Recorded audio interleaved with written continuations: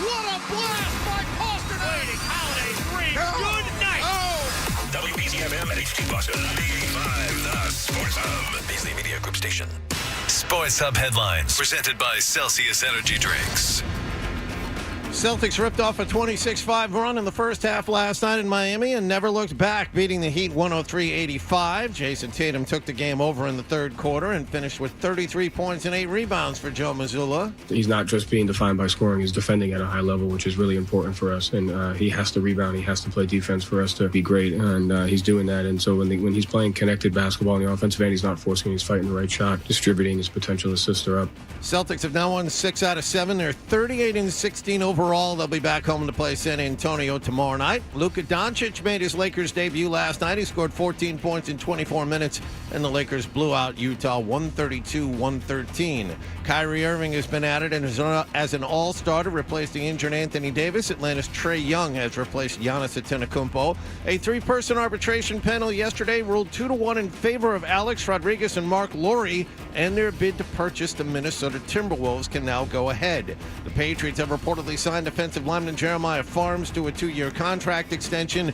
And at the Beanpot, BU pulled the upset last night in the final, beating number 1 Boston College 4-1. Freshman defenseman Cole Hudson scored the game winner for the Terriers. He was voted the tournament MVP. Sports Hub headlines are powered by Oakers Technologies, delivering the attention of a local team with the scale to be your single-source IT partner. Get your company future ready in 2025 with Oakers, proud partner of your New England Patriots. I'm John Wallach of Boston's Home for Sports, 98.5 The Sports Hub. Your next update at 6:30. Boston plays here. Through the slot, close shot, save, rebound, scored! 98.5 The Sports Hub. Ladies and gentlemen, I need all of you to stop what you're doing and listen. Toucher Fred Toucher on Instagram. Follow and see dog humping videos. and Hardy I'm going to withhold sex. on 98.5 Hello. Hey there. Yo. Can we use this for the radio? What? Let me hear you say, oh. Na, na, na, na. Crush me, mommy. Just not enough booty to go around? Say my name. I'm a robot. I'm the son of the toe. I'll chase you around a little bit. Wow. Holy smokes. Yeah. Instagram. I want to dip it in. What? Toucher and Hardy Watch Daddy and Uncle Freddie. Knocking back some fun. Having some fun. on 98.5 The Sports Hub. Let's go. Hey, good morning, everybody. Good morning. We are Toucher and Hardy, Town Fair Tire Studios. Brought to you by FanDuel Sportsbook. Make every moment more with FanDuel. You can call it 617-779-0985. Watch us on YouTube and search 98.5 The Sports Hub and subscribe, and then you'll get this live, plus videos of all the shows. Joe Murray's live at night. All of those things. I just am seeing that Trader Joe's, which I don't like. I don't like Trader Joe's. Why don't you like Trader Joe's? Yeah, what's wrong with Trader Joe's? Go. There's nothing in it that I like. Oh. I don't like You're the... thinking of Whole Foods. Whole Foods is the one Yeah. that doesn't have anything good in it. No Yeah. Pop-Tarts. Trader Joe's no got Mountain everything Dew. good. All the snacks are good. The frozen stuff's good. I love Trader Joe's. Well, no, they don't have everything. They have Trader Joe's brand things. That's what they have. And I don't really like any of the stuff that they have. Don't they have name brand stuff in there, though, too? Very little. Yeah, Oh, very really? little. Yeah, most everything is. I think is I've Trader been, Joe brand. I think I've been in one once. Yeah.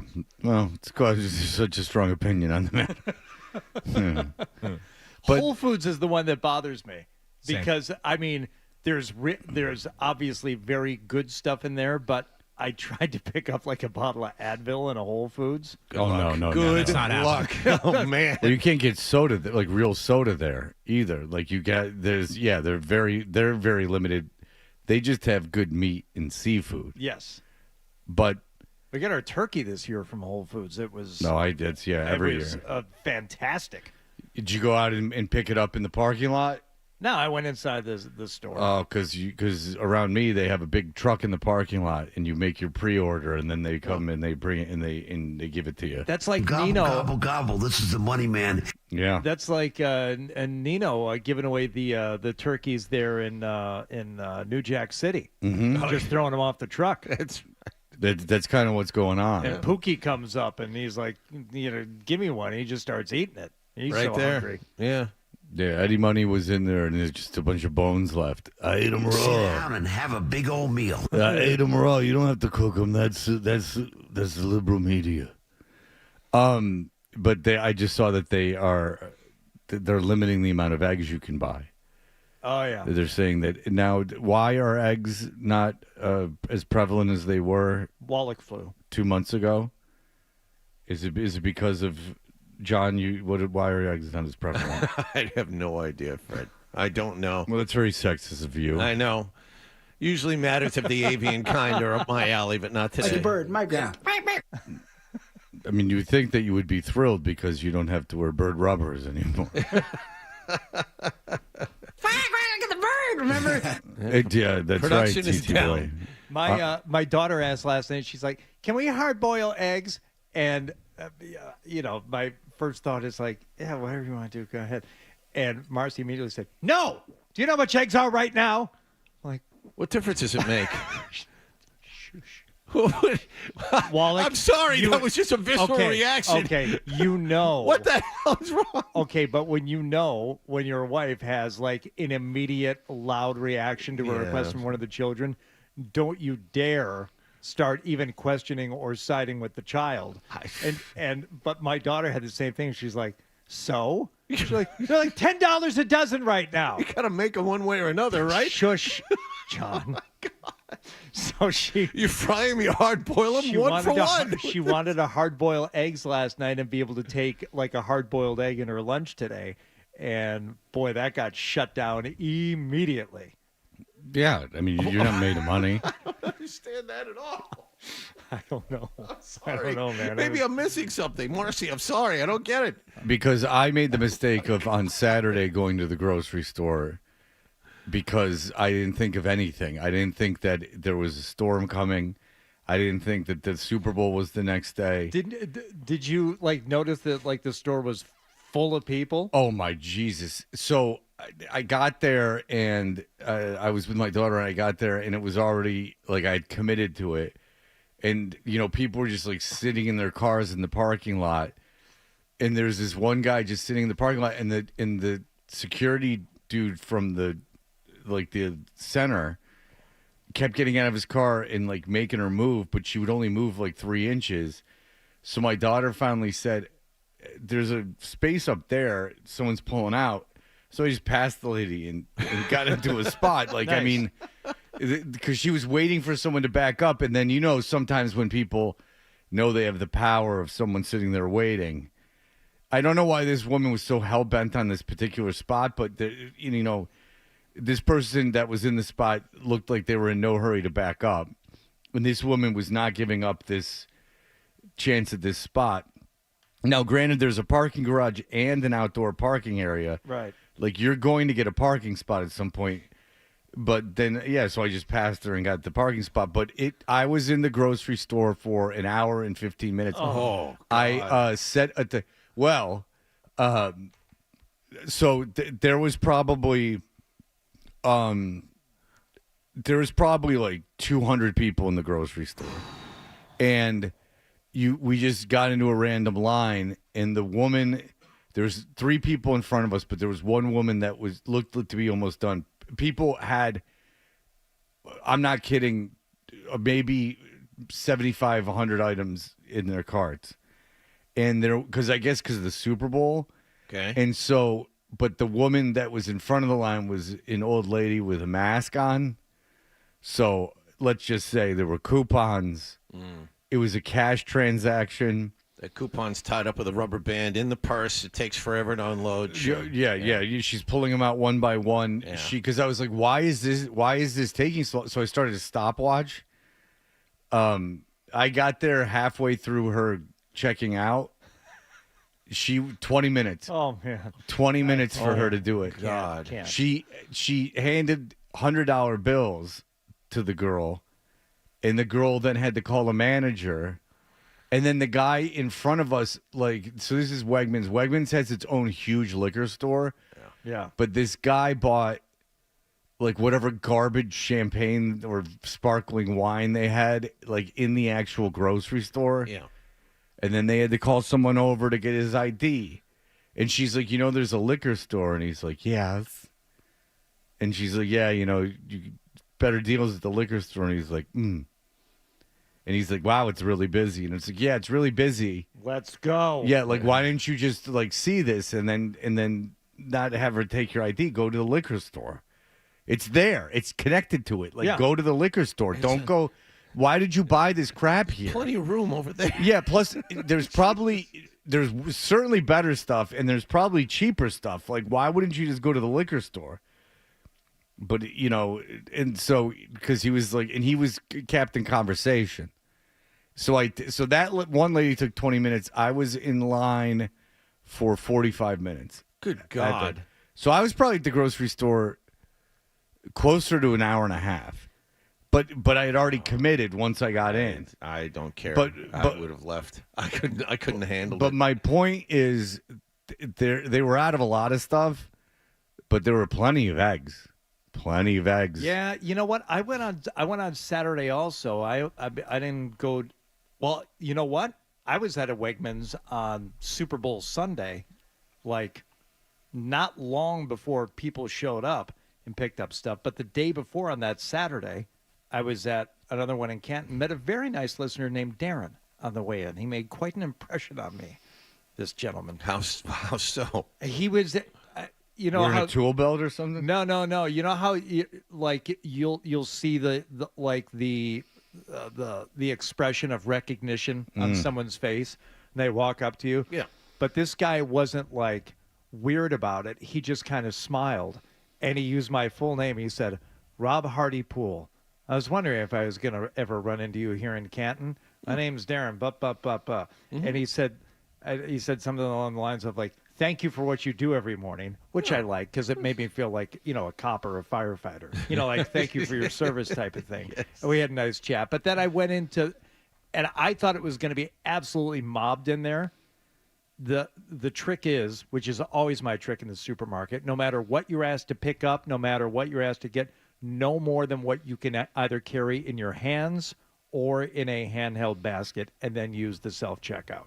Mm-hmm. That's the only way I'll do it. Oh, I'm the opposite. I won't go in unless I'm getting a lot of stuff. So how often do you go? Once a week. Yeah. Oh, I'll go 2 or 3 times a week just to avoid having to do the big cart and go through the list. No, we need 4 things. I'll go. I'll go right now. I'll just go. Yeah, but I'm the Carry only option for me. And then so I'll just go to CVS or something if it's less than that. Yeah, I won't go. I'll go in it's probably $100 or more of groceries, or I'm not going. See, the key is, since we have these kind of odd hours, go right after work, not very crowded. No. And pow, it's done. No. I do the food shopping for my family. So No. Right after work, I'm going. After work, just go, stop by, I get do the same stuff, thing, John. Done. Yep. I hate it. Well, I don't enjoy it, but if it has to be done, I'd rather do it not waiting in a long line. No. Avoiding weekends. That's smart. I mean, to do it at that time of day, I don't care what time of day. It just pisses me off. Stuff shouldn't. It's not where I think it should be. I was supposed to get breadsticks. That was one of the things I was supposed to get on that Saturday. I'm like, they're not with the frickin' bread, and they're not with the rest of the crackers and stuff. They're I frozen. don't know. Where are the breadsticks? Frozen. Where are the frickin' breadsticks? It's funny because Adam says that he goes to the grocery store right after work, but I might have been Friday. Was it Friday when you told him to shut the F up on the text? That was yesterday. Oh, it was yesterday. So I said, let's get a guy from Philadelphia on. And Adam's like, okay, I'll do it later. I'm in the middle of something. And no one asked him what it was. So he just offered that, and he showed pictures of his feet on snow. Wearing snowshoes. And then Hardy just told him to shut the F up. I told him to F right off. Yeah, F right off. And then Adam showed us deer scat. That's right. Yeah, which I appreciate. Wow. But neither one of us, no further encouragement. Neither one of us just replied. Just let him, okay. Well, once you told them to F right off, I felt the message had been sent, and I didn't need to pile on. Carrie, go ahead. Hey, good morning, everybody. How's everybody doing this morning? Hello, Carrie. You're very happy. Yeah. No, I'm surprised that, John, I'm surprised you didn't chime in on the egg conundrum we're in. I have chickens, and they don't lay eggs. They don't lay as many eggs when it gets dark. Okay, so is that why eggs are more expensive? Well, yeah, I don't know, but I think it's the bird flu, and I know that I've got like 19 chickens, right?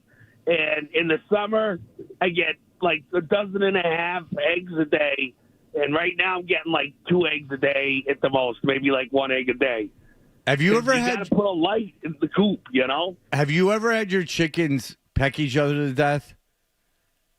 Well, not to death, but they can be very mean to each other. They peck each other. So when you put a new chicken in there, they get all out of sorts and they peck each other a lot. Yeah, it's interesting because I know of someone who decided they were going to get chickens. They got like 4 chickens, and they put them in a coop, and then like 3 days later, it was just a bloodbath. Like they were all dead because they all just pecked each other to death. What do you do with 12 eggs a day in the summer? Oh, we give them to the neighbors. Well, we put a cooler out on the front porch, and then we sell them. We just, and like our neighbors, Adam, they collect it. Could you give your address to Adam? Don't worry about it. My neighbor's got chickens. I'm getting eggs from him. Don't worry. Give your address to Adam 12 off the air, please. Can you tell a difference in the quality of egg? Oh, 100%. The yolks are darker. They're bigger. That's right. And they're like richer. Oh, they taste way better. It's no word of a lie. It's no joke. It's they are way better. Yeah, because I would always. Would you eat eggs given to you by a neighbor, Fred? If I knew them, yeah. Okay. Yeah. I mean, I don't really know what you could do to an egg. Like, I guess it's not like Halloween candy where you could put like a razor blade in there. Or something. I mean, it's going to be obvious if it's been tampered with. Yeah. Hardy, you realize that before there were grocery stores, that's literally how people got their eggs, was they either had their own chickens or they got them from someone next door. I didn't say I wouldn't eat eggs from a neighbor. It's Fred who has just, I would say, a couple of hiccups when it comes to food that is prepared by others fair. or given by others. Like, I understand there's a slight difference between, an egg in a hard shell from a neighbor and, let's say, a pan of lasagna dropped off by a random listener. There is a difference. No. It is my own neuroses. A pan of lasagna. Left on the trash can in the garage. No, my thing is this, well, that's what my parents did, but they didn't make it. No, my thing is not that I'm like afraid to eat it because it's like dirty or something. It's that I just the biggest example is I went over to someone's house years ago when we had little kids, and we were watching football and they had like made food, and then they're like, "Oh, my daughters helped," and the daughters were like 5 and 3, and I was like, "Well, first of all, none of this is gonna be good." Like, you're not like an old Italian mother. You're a 30-year-old, like 35-year-old couple. Like, this food's going to suck. And also, your kids' crap hands were in it. Like, I don't want this. Yeah. So I complained. And you know what happened the next time? When I got to their house, they had bought like $100 worth of Taco Bell, and they just dumped it on a dining room table. There you go. I went, there you go, Eric. Many, many tacos. Well done. Yeah. Because the guy in the couple like agreed with me because he's like because they're like, well, I made chili, and I'm like, well, no one wants that. No one wants the chili that you made. Yeah. Like, it's not good. My mother had a Super Bowl party for this Super Bowl, and she's like, oh, I'm getting up to make the chili, and I just thought to myself, oh, what garbage. You really you can't cook, and now you're forcing everyone to eat your garbage. I can't imagine like going to a Super Bowl party. It's like, here's your bowl. Here's sit down and with a spoon and eat someone else's chili. Yeah, it's almost like arrogant that you feel like everyone needs to eat what you created. I don't know. I'm not from a family. I'm from a very waspy family, so I'm not. Was Irish count as wasp? Whatever it is, I'm from a family with, I'm not. It's not like Italian or Greek or something where there's a long lineage of cooking. It's just people. It's garbage. Mm-hmm. WASP is white Anglo-Saxon Protestant, so it depends on if you're a Protestant or a Catholic on the Irish side there. So, my mother was Catholic, but I am above all that, Scientologist. Right. All right. What's coming up? What level are you? What Thetan level are you? I guess you'll just have to hold on to the sticks and find out. We'll see if you're lying. Celtics played last night. Luka played last night for the Lakers.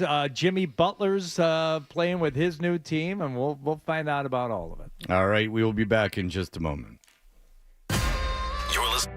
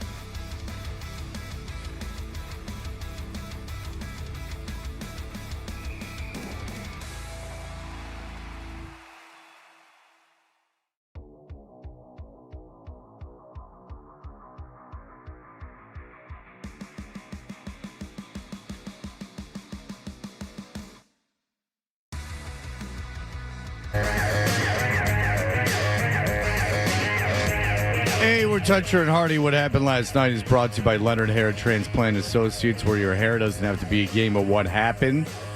So change your lettuce and change your life with Dr. Matthew Lopresti at 1-800-GET-HAIR. What's going on? Jason Tatum was listed as questionable before the game yesterday. Joe Mazzulla was asked about it, and he said he worries about all the injuries going on right now. Jaylen Brown got a knee. Drew Holiday's dealing with something right now. Impingement, shoulder. He's got a shoulder impingement, whatever that means. Tatum questionable. He says, is that a problem? Mazzulla said, no. There are opportunities. Mm-hmm. That's right. There are opportunities for other people to step up. Oh, okay. There was a a thing where Mazzulla was asked. He goes, "This wasn't last night, but he goes like, what about Jason Tatum getting this criticism, having to deal with this criticism about being, overly criticized?" And Mazzulla goes, "Gets to be." Mm-hmm. This is what I tell the guys. You put yourself in this position. You want to be the best. This is where you're at. You're going to get criticized. Mm-hmm. I thought it was a good message. It's a privilege to be this good. Yeah. All right. So Tatum went out there, and what do you think he did? He eventually started taking and making some threes. Jason Tatum has not made a shot. Jason Tatum is a -8 in this game that the Celtics lead by 8. Ponder that. Okay. Celtics winning the non-Tatum minutes. Pull up on Wiggins. Straightaway 3 is good. Now, that's the one I didn't think he'd make because Wiggins was so close to trying to block that shot. First field goal for Jason Tatum. And that was to make it 45-34. Tatum had not made a field goal until that point. And then he went off. Horford has the rebound. Long lead for Tatum. Tatum will try a 3, and that's good. So that made it 62-49. Tatum again. Pritchard into the front court. Finds Tatum on the left wing. Tatum lined up with Rozier. Dribbles between his legs. Tatum wants to take him. Steps to his right. Drills the 3. It's not scary Terry anymore. It's frightening Tatum. 73-54. And did he just step on the doggone toe of a man? Go ahead. Say what you feel. I'd say anything. It's not very illiterate at all. No, it is actually illiterate. Yes, it is illiterate. It's a man who doesn't know how to spell. Scary Terry. Which rhymes. Yeah. And then what do you say about Tatum? Frightening Tatum. He pre-writes a lot of this stuff, too, doesn't he? Drills the 3. It's not scary Terry anymore. It's frightening Tatum. I can tell you that he does not write any of this down. Oh, at least that's refreshing. Because then you would have to wonder if he was in an accident. Hold on, I got a nugget for tomorrow night. Yeah. There's a list. Put that in my notebook. He writes stuff down on the plane in between cities. Yes. Well, I'll tell you what, he writes down when to cry. That's it right at the end of the season after they win the championship. So after not making a field goal out of his first 8, Tatum finished with 33 points. He was 13 of 26, 4 for 12 from three-point territory as the Celtics get the win over Miami 103-85. Tatum had 20 points in the third quarter. I mean, every once in a while the clouds part because they played on and off basketball for 2 months, and last night, I think they had 18 straight points in the first half, and Tatum had 20 by himself in the third quarter. And you see what it is that they did last year. And they've been better recently. They won 6 out of 7. Yes. They're playing the way that a lot of people expected them to play. So, I mean, they're trending in the right direction. San Antonio's in town tomorrow night. San Antonio just made that big trade for De'Aaron Fox. So we'll see. Did you watch the entire game last night? I did.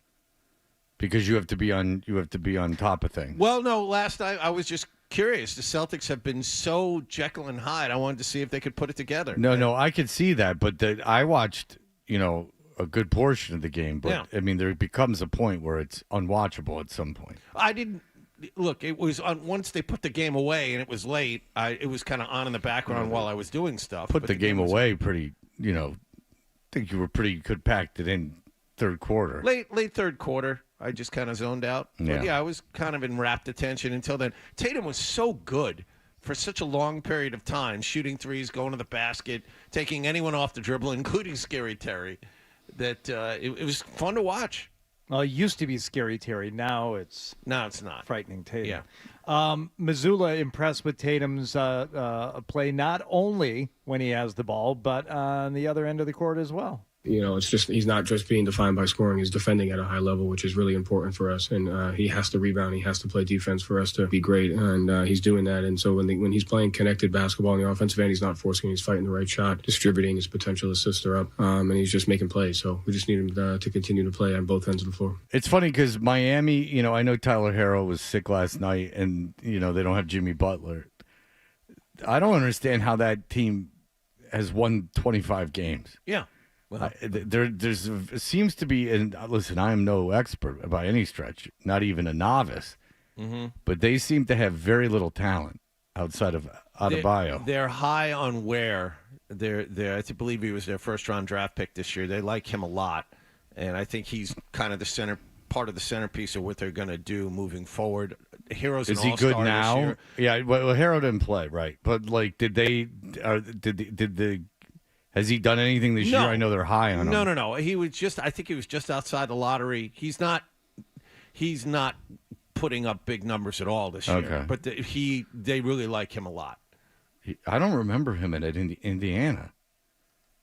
A 7-footer out of Indiana. Indiana hasn't been good for quite some time. Yeah, they had Woodson. Just not coming back. Last weekend. They play Michigan State tonight. I wouldn't worry about that too much. Well, I'm pretty worried. Yeah. If Izzo cried last game because he tied Bobby Knight for the Big Ten most Big Ten wins of all time. Yeah. So if they do win tonight against Indiana, which they should, he'll get to cry again. Oh, cool. Well, it used to be Nightmare Night. Now it's just frightening Hoosiers.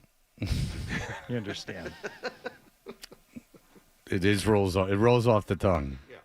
You mentioned that Celtics have won now, 6 of their last 7? 6 out of 7, yeah. You know who else has been winning a lot of games lately? The Lakers. Yeah. And last night. And the other guard wears number 77. 6'7". 7th campaign from Slovenia, Luka Doncic.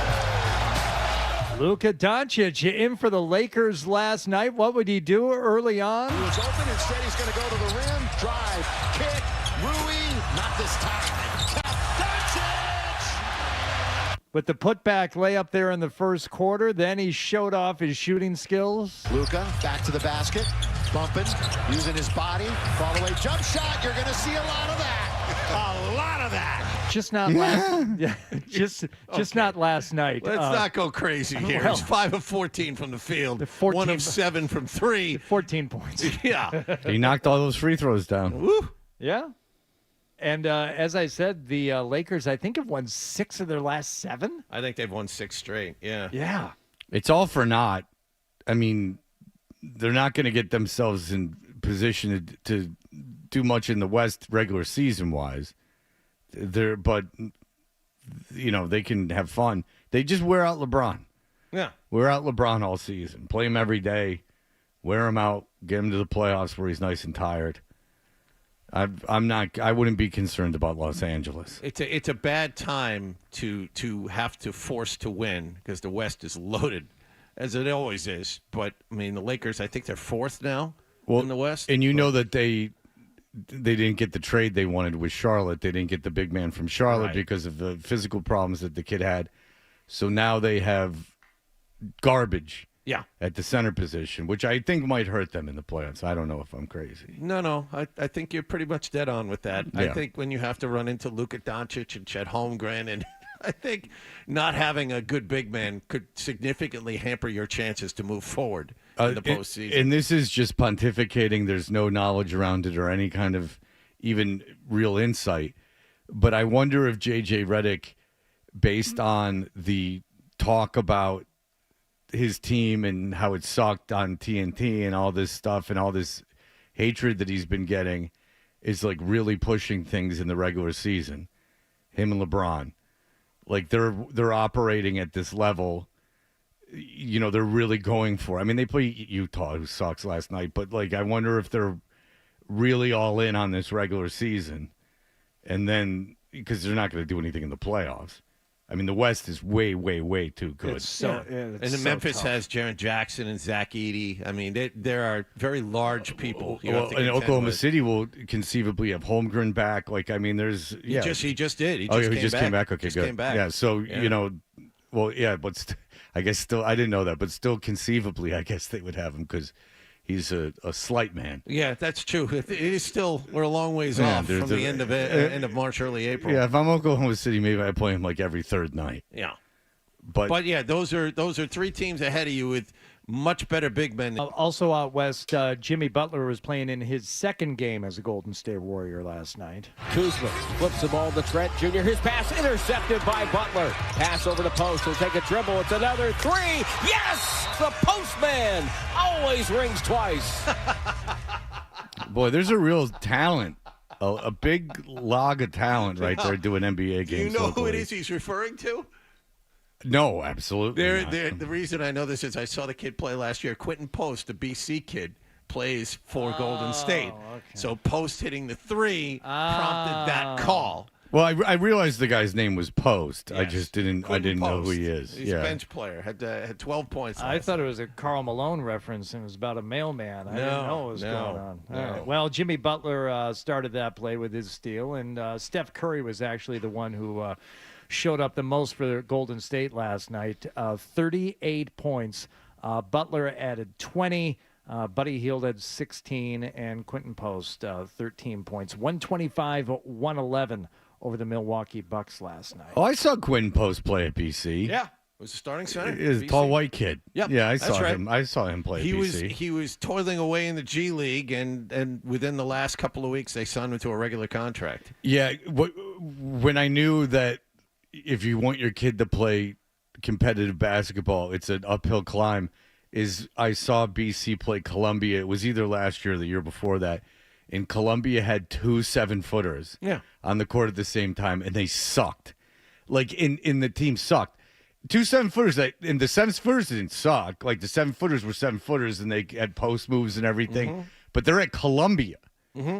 Like, if the notion that you could be 7 feet tall and, like, pretty athletic, and they were big kids. Yeah. Like, that was, you were resigned to play at Columbia. I mean, you don't have much of a chance. Everyone seems to like having Jimmy Butler there. Steve Kerr was talking about how they just gave him some language, and he said he was kind of seamless. What's so funny, Walt? Because that's the way it always is. The first time Butler goes to any team, everyone's like, look at Jimmy Butler take over. He's this great teammate. Steph Curry. Wait a year or two. Steph Curry says that the game is like simple now. Oh, yeah. Possession just doesn't feel as hard. I mean, you still see attention, you still see defenses, but you have to worry about something else. Mostly it just feels like if there is a double and you get off of it, something good is going to happen on the back end. There's just a feeling like there's a comfort level. Yeah. I would like to see good player. There's a guy who actually takes the heat off me. I don't would have to worry about it. I'd just like to see if he acts up what Draymond does. The guy Draymond will not have any patience for Jimmy Butler being a diva. So at least you get that from Draymond. But it won't happen. See, the thing with Butler is it won't happen this year. No. It'll happen next year. You'll have the implosion, and I'm not getting the ball enough, and these guys aren't trying hard enough, and that's what Jimmy Butler does. I think he's on team 6 now, 5, 6. That's a dangerous game because he's got that. He just signed that extension, and he's old. Yeah. So he's really in no business to be pulling that crap. Yeah, he's going to be 36 next year, 37. Well, he'll find out. Here's how you know if you've pissed off Draymond Green. He'll punch you in the head at practice. and get you traded off the team. And that's when you know you have reached the end of his patience. No gray area with Draymond.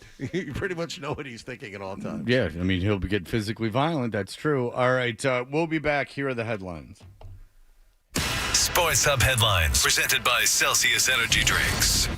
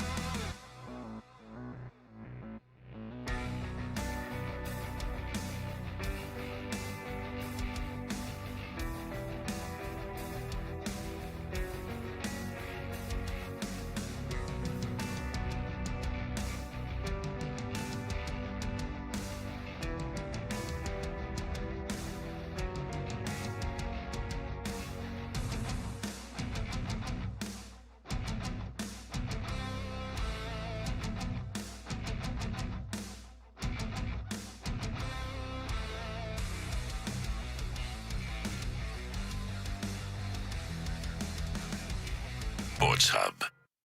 He's elongating. Weekday morning. Here goes Hardy. Dutcher and Hardy. I no longer love things. Let's go. Let's ride. 98.5. Like, let's roll the dice. The Sports Hub. What the hell was that? Well, it's obviously a fan. Yeah. And I said, okay, there's no doubt about that. And they said, at least you know you're an idiot. And I go, I guess I'm self-aware. And they said, you're definitely not self-aware. Someone just popped in at like 9:30 at night. Just like, hey, you're an idiot. Yeah, 9. Jesus. You're an idiot. Okay. That was pretty funny. It is. Now, Like, and obviously a fan. talk about pulling pigtails. Wow.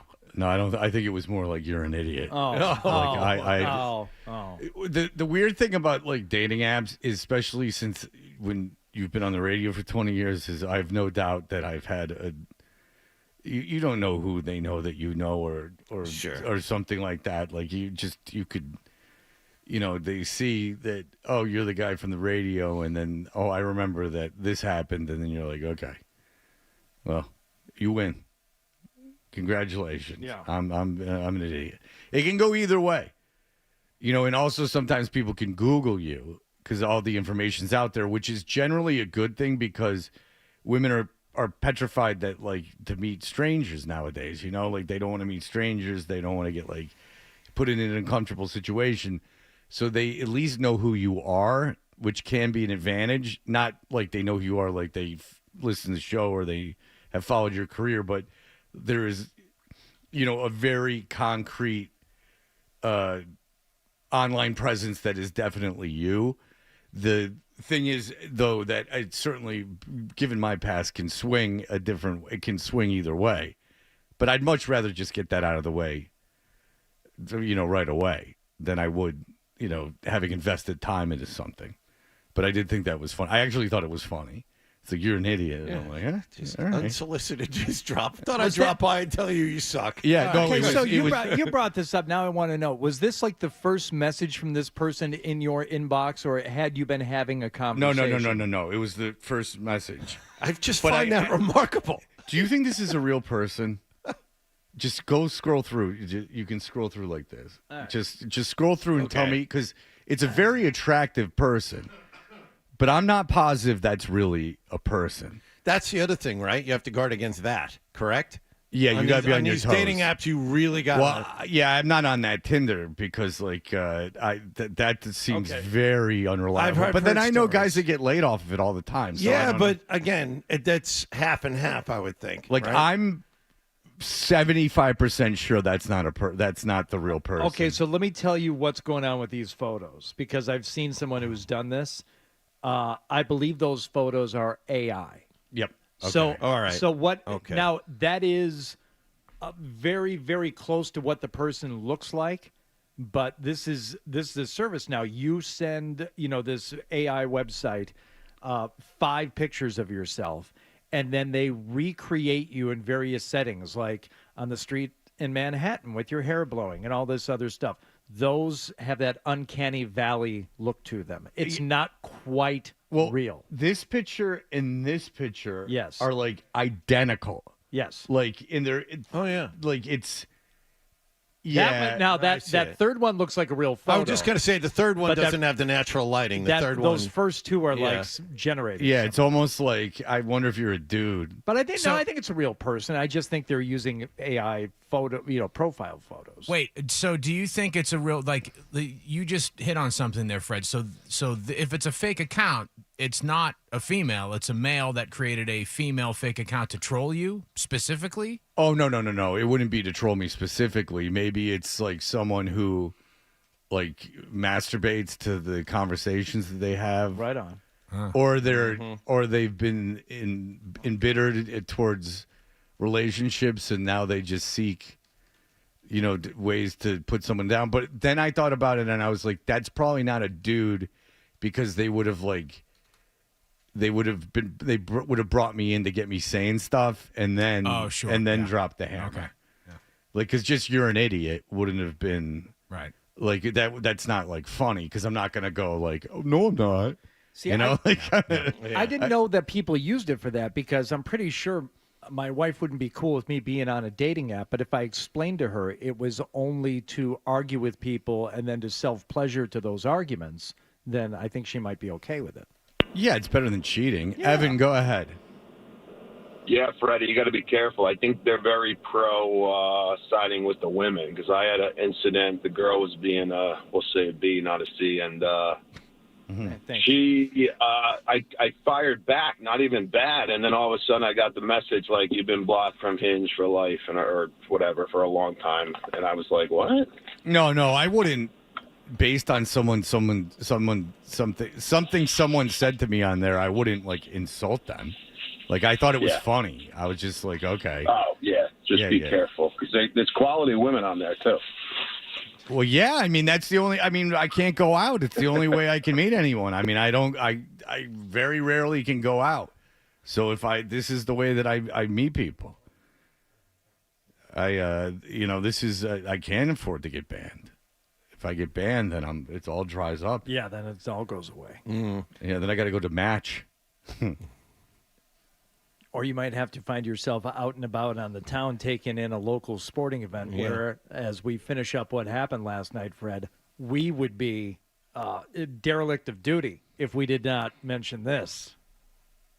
We get an icing here. The clock has stopped. They will bring it back the other way. Well, now the clock keeps going. The clock stopped for a minute, but they wind it down. And the Boston University Terriers are bringing it back to the doghouse for the 32nd time. BU owns the Beanpot. They must have come home late. Hey! Yeah. During the doghouse. BU beats BC, I believe. Is that what they call it, Gannis Arena? Is that what they call it? They call it the doghouse? Yeah, you knew that. I didn't know that. Yeah. You knew that. No, I honestly didn't. It's doghouse, dude. Yeah. Come on. It's the doghouse, man.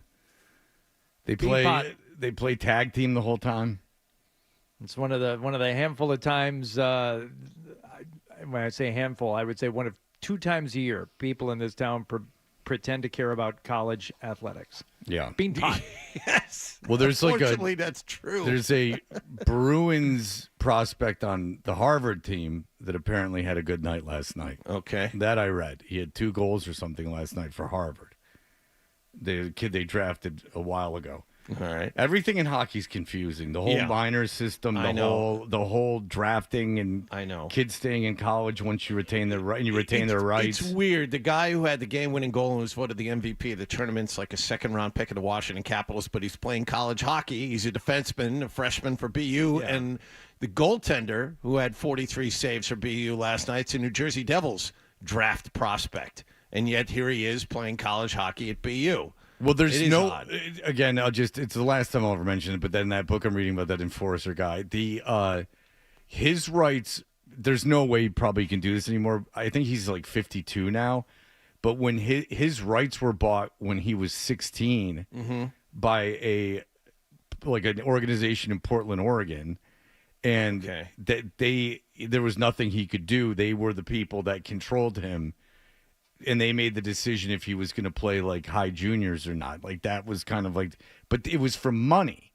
Yeah, I've read stories about there's apparently some kind of draft for major junior teams, and then you can buy rights, and I don't know how it works. Billy would know way more than us about this, but I just the whole system was weird. And I was told they changed it a couple of years ago, but it still slants heavily towards the teams or something. Well, in baseball, you can get drafted out of high school, and then if you choose to go to college, I believe you have to spend 3 years in college. I believe that's what it is. It's 2 or 3 years in college. It might be 2. And then you get redrafted. I can tell you that the Red Sox drafted some kid out of Florida in the second round. For colleges, it's different. And you have a year to sign him. And if you don't sign him, he said, screw you, I'm going back to college, then you lose his rights altogether. Right, that's the thing. In college, it's different. Right. No, but if they draft you out of high school and you go to college, then they don't have your rights, and you have to stay in college for 3 years and get redrafted. 2 or 3 years and get redrafted. Okay. Yeah, you draft a college kid, you have 1 year. High school kids, I guess it's more. I know college definitely it's 1 year. You have 1 year to sign them. Yeah. No, I think that's it. No, we're on the same page. Okay. But the thing is that that's why a lot of these kids, like they're committed to Vanderbilt. And then because that's a negotiation tactic, Sure. they can go, well, I'll just go to Vanderbilt. Well, that's the thing. You draft a kid high, all of these kids are committed somewhere. You know what they don't take high very often in the draft anymore is high school pitchers. Really? Which I guess is pretty smart. Yeah, because you have no idea how they're going to develop. You have they're- no idea what they're yeah. going to be like, where they're at mentally. I mean, look at a lot of the big pitching prospects in the minors, at least for the Cardinals, are in their mid-20s. Like, and they went to college, and then they got out, and this kid the Cardinals got, no one cares, but the kid the Cardinals got, he's 24 years old. He added 3 miles an hour to his fastball this last offseason, 24. I mean, How do you do that?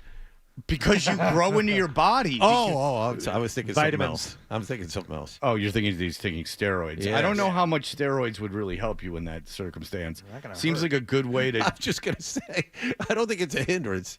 Well, I think it's a good way to blow your ligaments out of your elbow. I mean, if you get that torque going. Yeah, but not before you add 3 miles an hour. Yeah, but you add 3 miles an hour and then you're out of baseball and keep getting Tommy John surgery. I'm not saying it's a good idea. I'd rather sit in the low 90s than add 3 miles an hour to my fastball and blow my elbow out. All right, we'll be back. Not everyone has your arsenal of pitches, Fred. Maybe that's all the kid has. Heat. Well, listen, I learned my dad taught me control. He would sit there with a belt and whip me every time I didn't hit the low and inside. All right, we'll be back in just a moment. There was a lot of controversy over the halftime show, and so much more. We will have that coming up for you in just a moment.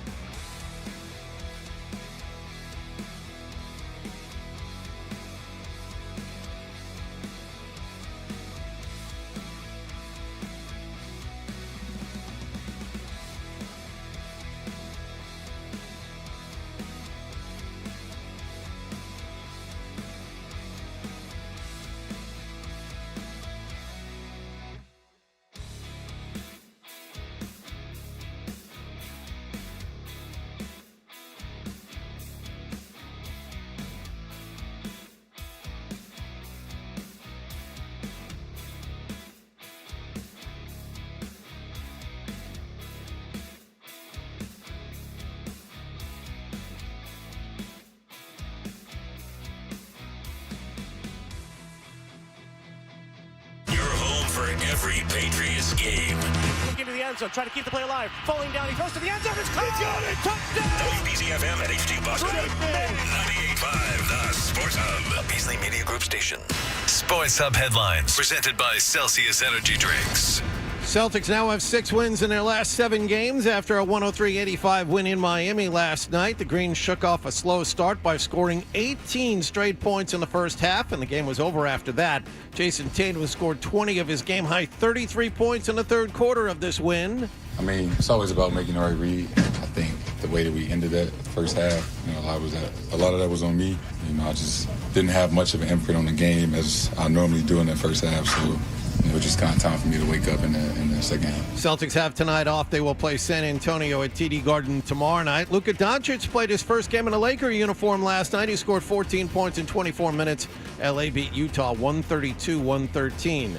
Kyrie Irving was added as an all-star to replace the injured Anthony Davis yesterday, and Atlanta's Trae Young has replaced Giannis Antetokounmpo. Patriots have reportedly signed exclusive rights free agent defensive lineman Jeremiah Farms to a 2-year contract extension. The Philadelphia Eagles will hold their victory parade on Friday, and at the Beanpot, BU pulled the big upset last night in the final, beating number 1 Boston College 4-1. Sports Hub headlines are brought to you by Avidia Bank, the Metro West best bank. Work with a community bank that goes above and beyond for their customers and their community. Honest to goodness. Member FDIC, member DIF. I'm John Wallach of Boston's Home for Sports, 98.5 The Sports Hub. Your next update at 7:30. You want to talk sports? We want to talk sports. Squeeze the chicken and open the mouth. It's like we were meant for each other. This is why you need us. 98.5 The Sports Hub. Fred, what's it like to work with Hardy and Wallach? What a golden ticket I've gotten. There you have it. Toucher and Hardy resumes on the FanDuel Sportsbook, make every moment more with FanDuel. You can watch us on YouTube. Search 98.5 The Sports Hub on YouTube. All right, Hardy had the best point about the Kendrick Lamar thing, the performance and the reaction to it. And what was that? That it was compelling because it was subversive. It did not play the safe route. It went out and did what rock and roll used to do, what rap used to do, what country used to do, was go out there and actually have something to say. Now, you may not understand what he was saying or even agree with the message, but he was taking risks, and it was a little bit dangerous to kind of thumb your nose at convention and corporate sponsors and everything else and say, God nope, help you, make you think. I'm going to, I don't know if it makes you think, but it's like, no, people don't want me to do this. They say it's in poor taste, and but you know what? A lot of people like this, and I'm going to go out here and take an actual risk, and risk being subversive and risk being controversial, which is something you don't get anymore, certainly at a Super Bowl halftime show, but he did it, and if you don't respect it on that level, then by all means, go watch a rerun of, Garth Brooks doing a halftime show, and it's just guaranteed not to offend anybody. Right, and it just reminds me of when I was younger, and bands would deliberately do stuff to piss off the establishment and piss off like older people, and then it was really funny to see everyone get all worked up, and especially when you see what these guys are like in real life. They're portrayed as these monsters. I mean, people thought Kiss was a satanic band, and all they were money grubbing people with no tact. Like, let alone, they were like Kings in Satan Service. They're satanic.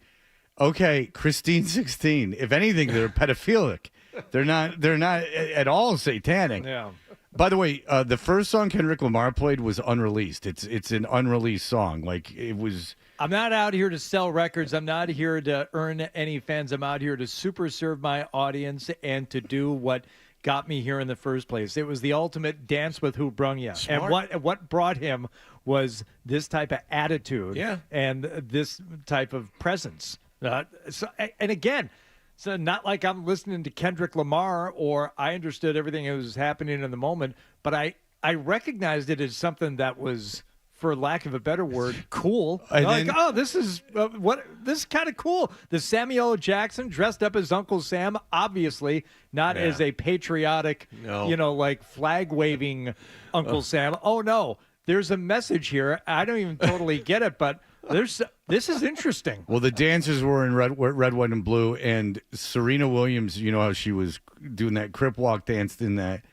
She had dated Drake, and SZA, who was performing, had dated Drake. Mm-hmm. So like Serena Williams coming up and dancing was an FU to Drake. So a lot of people are upset. I didn't think Eddie Trunk would go here because he's got 2 hours to fill a day, and Trickster wasn't available for an interview.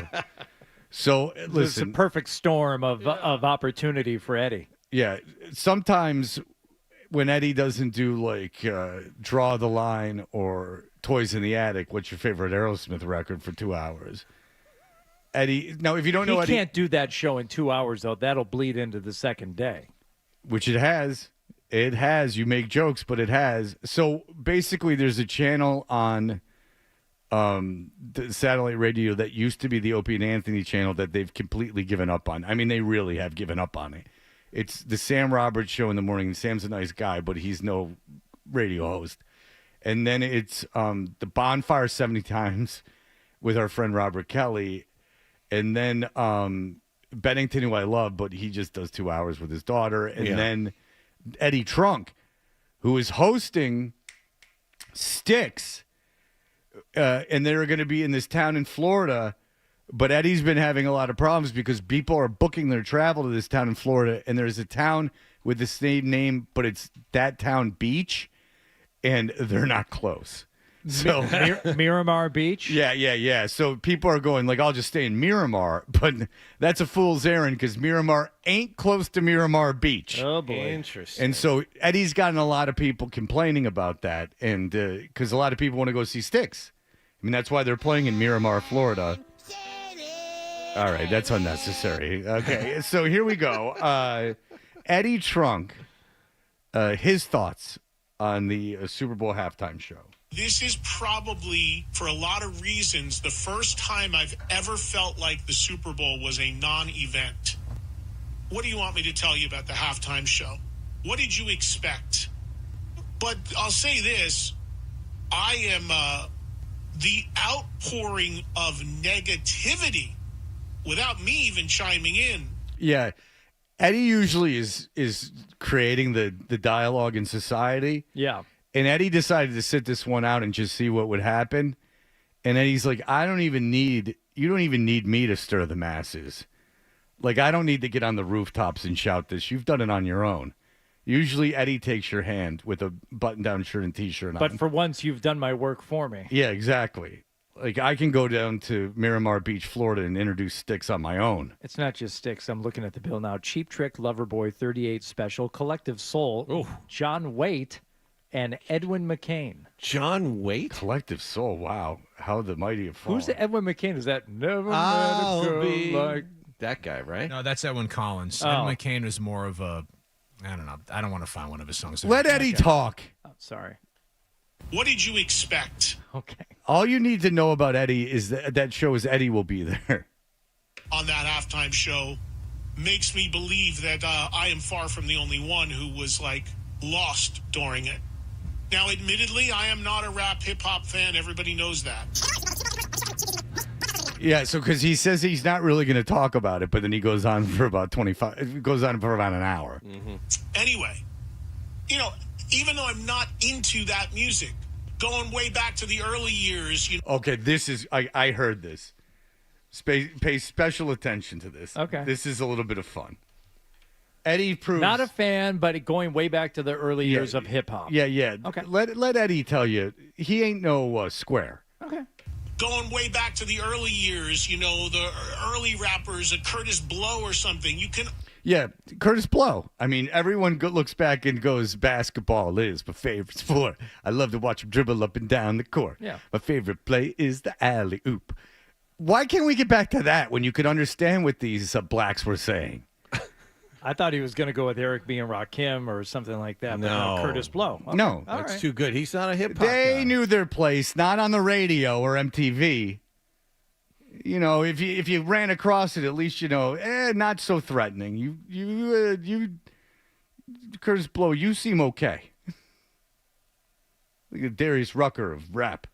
Blow or something, you can understand the appeal. You can find some melody in it. You can understand the how it would appeal to people that like that kind of music. This Kendrick Lamar stuff, Diddy, of course, Diddy's in jail now, so that's Good example. He's Diddy. Remember Diddy with all his melodies? How he just took complete songs and went over them. Yeah. And by the way, then he has to check himself. Oh yeah, Diddy is a horrible, horrible, horrible person. Of course, Diddy's in jail now. Yeah, of course. Yeah. Diddy, of course, Diddy's in jail now, so that's a whole nother story. But, you knew those hits. I don't know anybody who knew one of this guy's songs. No, I don't know either. Never heard of him. Okay, I don't know. Look, I'm very, very out on most popular music.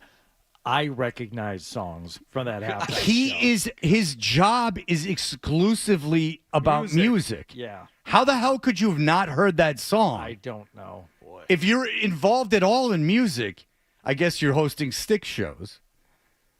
And 38 Special. Like, he would have been like, yeah, 38 Special should do it. I mean, Hold On Loosely was a huge hit. Or at the very least. Curtis Blow or something. Yeah. Why don't you bring some of the good ones up there? Right. Now, again, I know This guy's got a Pulitzer Prize, by the way. Pulitzer Prize. Kendrick Lamar is that. He's been name-checked by presidents. Now, again, I know he's a big artist. Yeah. I could be totally wrong on this because, again, I am not sitting here professing to be any sort of expert in that realm of music. It has been 15 years since there was a rock performance at the Super Bowl. I don't know how long since we've had country or whatever. And look, this is like the third major thing in a row. We're just talking about the music, and the world I occupy, rock, has been completely snubbed and ignored. Okay, so his show is acting like rock music is Native American people that have been subjugated to living on reservations in poverty. As if somehow the world owes rock music some sort of outlet. It's been oppressed for far too long. And by the way, the bands he likes are like Styx from the 70s. He likes bands from the 70s. Why should they be doing anything on a big stage?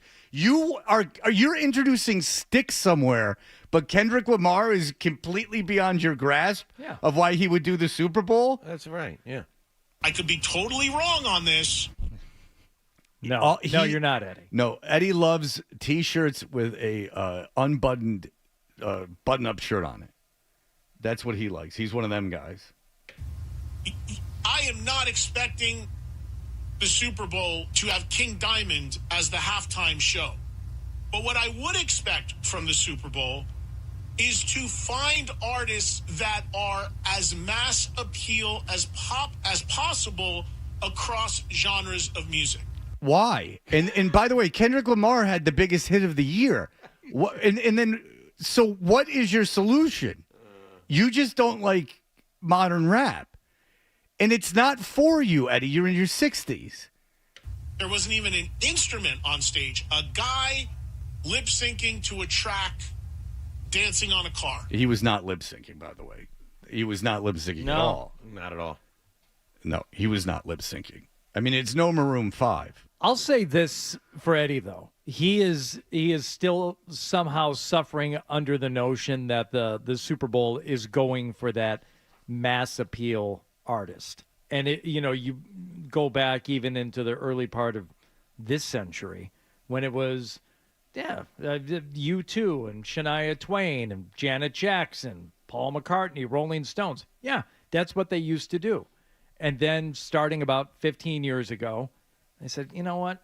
We don't really need to do this. I mean, Madonna was a big act, and of course Beyonce was, but let's just play to the audience that isn't already watching this game. Yeah. Let's get Justin Timberlake. Let's get Shakira and Jennifer Lopez. Let's get The Weeknd.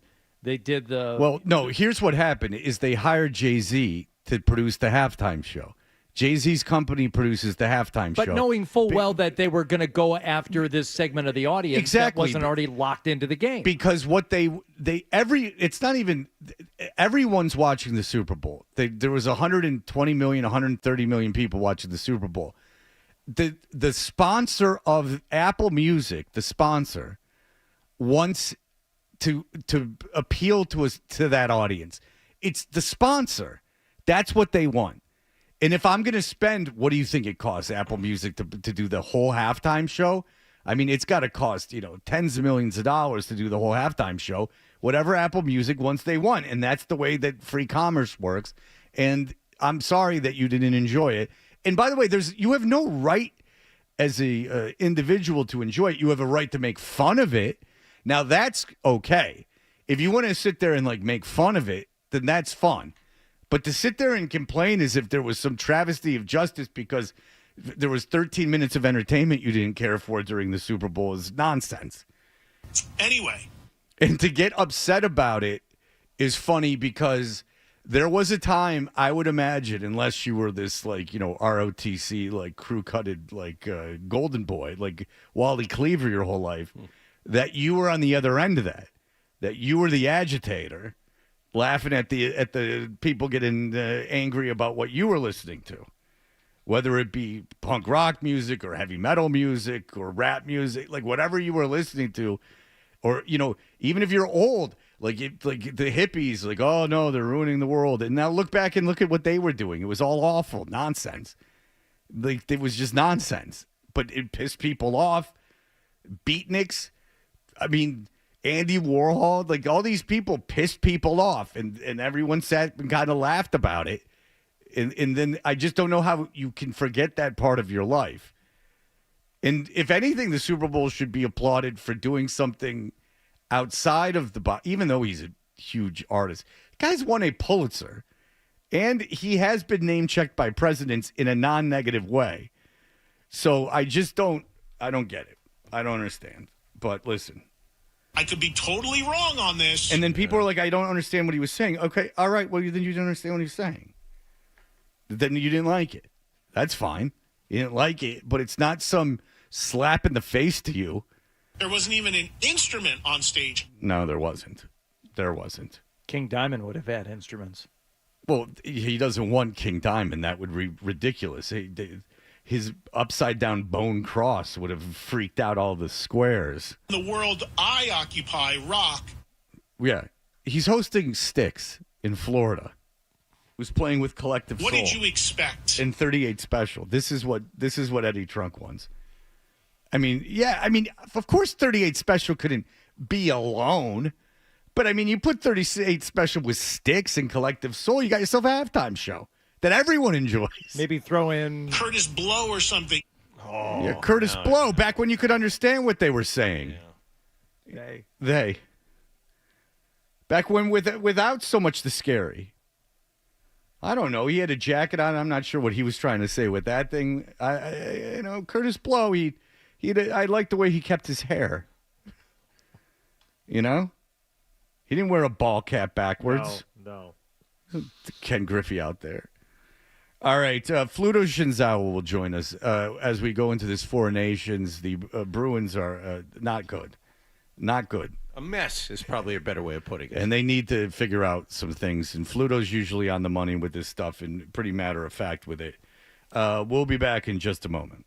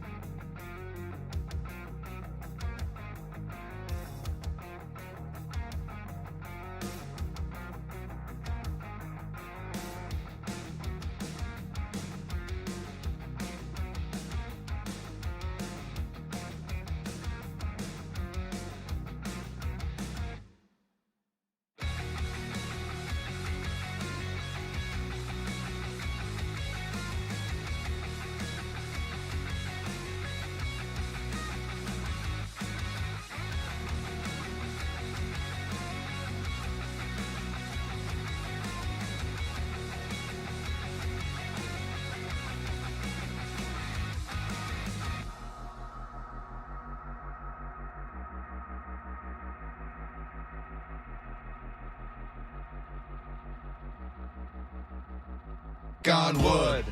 But I never had it yet. No.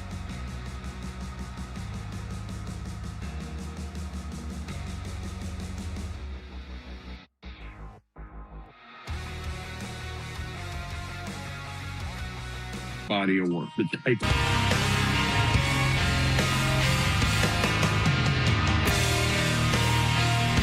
Hey, we're Toucher and Hardy. Fluto Shinzawa is a senior writer for The Athletic. He covers the Bruins. We go to him when we need just the straight information. He knows what's going on as much as anyone, if not more. Fluto, thanks for joining us. You got it. Good morning. Good morning. Well, going into this Four Nations, it was bad for the Bruins. And well, let's start with Saturday's loss. Is that the worst one of the season? There are a long list of them. How bad was that one? That's got to be right up there. No, not even against Vegas. That last one. Yes. No. That I don't think that was top 5 bad ones. Like there's a lot of bad. That Columbus one after the Christmas break. Dallas. No, this one didn't even register. So maybe that goes how bad. Well, suffice it to say, it hasn't been good. Boy. I mean, that's telling right there, though, that wow. It's like now, some of these bad losses don't even show up on the radar. It's the line, so not so bad. You'll take it. Yeah, it hasn't been good. Do you think that? How do you look back at the firing of and when they fired Jim Montgomery? Where do you stand on that now that we're this far through the season? It had to be done. It just when you look at the body of record, what was it, 20 games, and first, no solutions from the coach, right? Like bad across the board in terms of power play, penalty kill, 5-on-5, defense, goaltending. There was trouble everywhere. So the coach had chances to correct that, and it wasn't corrected. And then you look at individual performance. How off were Swayman, Pasternak, Coyle? Go down the line, right? Maybe one guy. Okay, that fourth line was good. Kastlik, Kepke, Beecher, they were good. Hampus Lindholm was good. Other than that, who was? Now, things have been kind of back to water level under Joe. I think the defense has been better. The power play, you see a few signs. The goaltending, Swayman is regressing back to who he is. They've finally found something that Elias Lindholm can perform in terms of a matchup presence with Brad and Charlie Coyle. So there's some signs that things are turning around. But yeah, if you look back to the original with Jim Montgomery, it had to be done. Okay, so here we are, and the salary cap goes up. Over the next couple seasons, it's going to go up, which I guess gives the Bruins a little breathing room. But this is Sweeney and Neely are up against it. They've been like kind of borrowing against the future for so many years now. Is this the year finally, in your opinion, that they have to start planning a little bit for the future instead of taking away from it? No question.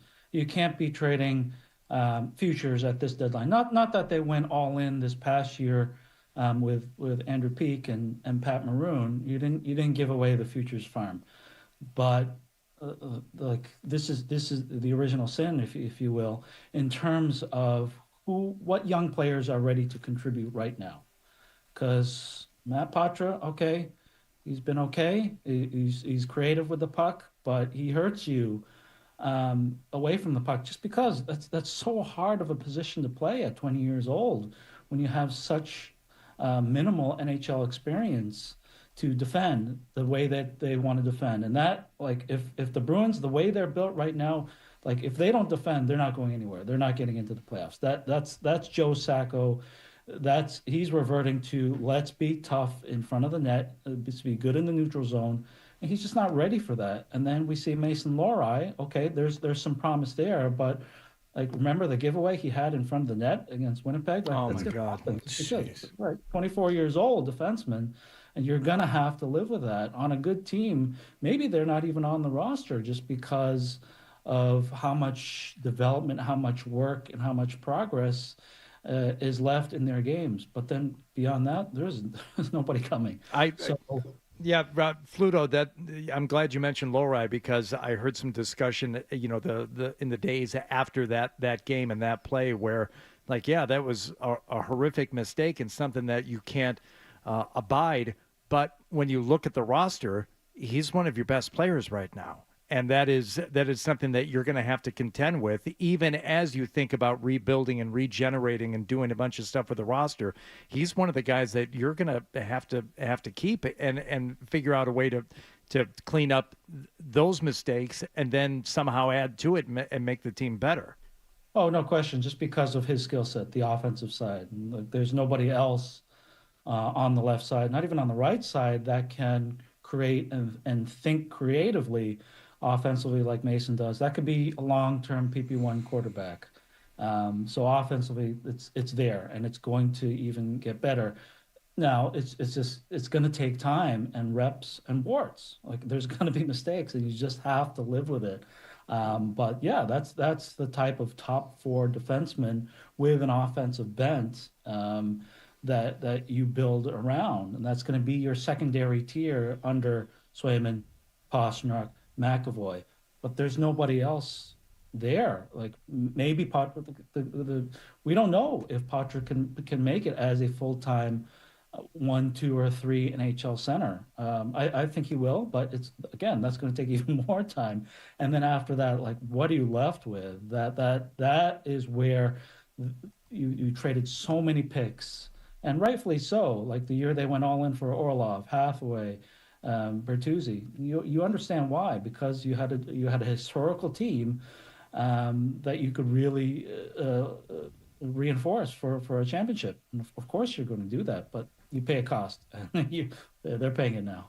Okay, so they sell at the deadline. Let's say, how aggressively would you, or do you think? I don't know how comfortable you are saying what you would do, but just how aggressive should they be selling, and what kind of return could they get if they really wanted to go all in with that? Well, I think if you look at the unrestricted players, I don't think the return is going to be terribly high. It seems like a foregone conclusion that Trent Frederick is going to be moved at this point. Unrestricted, he's having a tough year. What is he, a third line player on a good team? And the Bruins are not a good team, so you're not maximizing his value. And what will he be in the future? He's going to be a third line player probably on a good team. So what does that get you? Maybe a second round pick. Okay, that's certainly within your sight lines in terms of what you'd like back. The bigger question, of course, is the captain. Okay, and that return, that might not get you much either. I'm here in Montreal with that Four Nations, and he's a third line guy and not on the power play, which shows, okay, he's still. I think there's gas in the tank, and as a matchup player and as a penalty killer and as a leader, that's still somebody you absolutely want on your team. But is he a top power play guy? Is he a top line guy? This year, no. And he's 36. How much more of that of the downturn is coming? And when will that happen? You don't know. You can't forecast that. So if you're looking at that as another team and you see that as a pure rental, why would you give up a first round pick? I don't know if they can get that back. Maybe it's a second round pick. Maybe it's a young NHL player that is not quite a high-end prospect, but can give you some term and some play in the middle of the lineup. Is that worth the cultural shock that would be upon the room? Because that everybody else would, like Pastrnak, Charlie, Swayman, Charlie Coyle, all these guys would be looking at each other. Oh, there's the white flag of trading Brad and or Charlie ready to be the captain. I would say probably not at this point, just because that's such a huge responsibility. And Brad's done a good job of bearing it. And I'm sure it's been so hard on him and so trying to try and be the Patrice and the Zdeno this year. Yeah. It's just he doesn't have enough around him. So that's a huge question. I think they're going to wrestle with that right until the end. See, that's a good question. If it's not McAvoy, is it Pastrnak? Yes. Yeah, Okay. I would give it right now. I think David right now, just because of who he is, he's a little bit older. Like I remember Jim Montgomery made a good point about David and his leadership qualities. Like everybody gets along with him. I'm not saying that everybody doesn't get along with Charlie, but he's just got that personality where he can just reach out and be just so personal to everybody from top line center to healthy scratch. So I think that is it works in David's favor. So I think he's ahead of Charlie in that sense for that race. But again, I don't know if he's ready. One quick question about Hampus Lindholm. They expect him back right after this tournament, and when they do, how many problems does he really solve for this team? Well, that's a big player. Like that was your best player before he got hurt. That's not saying much just because everybody else was so lousy back in November or whenever it was that he got hurt. But yeah, that's your number 2 defenseman. Who knows if you'll see power play time, but definitely PK 5-on-5 shut down. He should make Carlo better because Carlo hasn't been as good this year, and that's been a reliable, consistent pair. So that'll make a difference.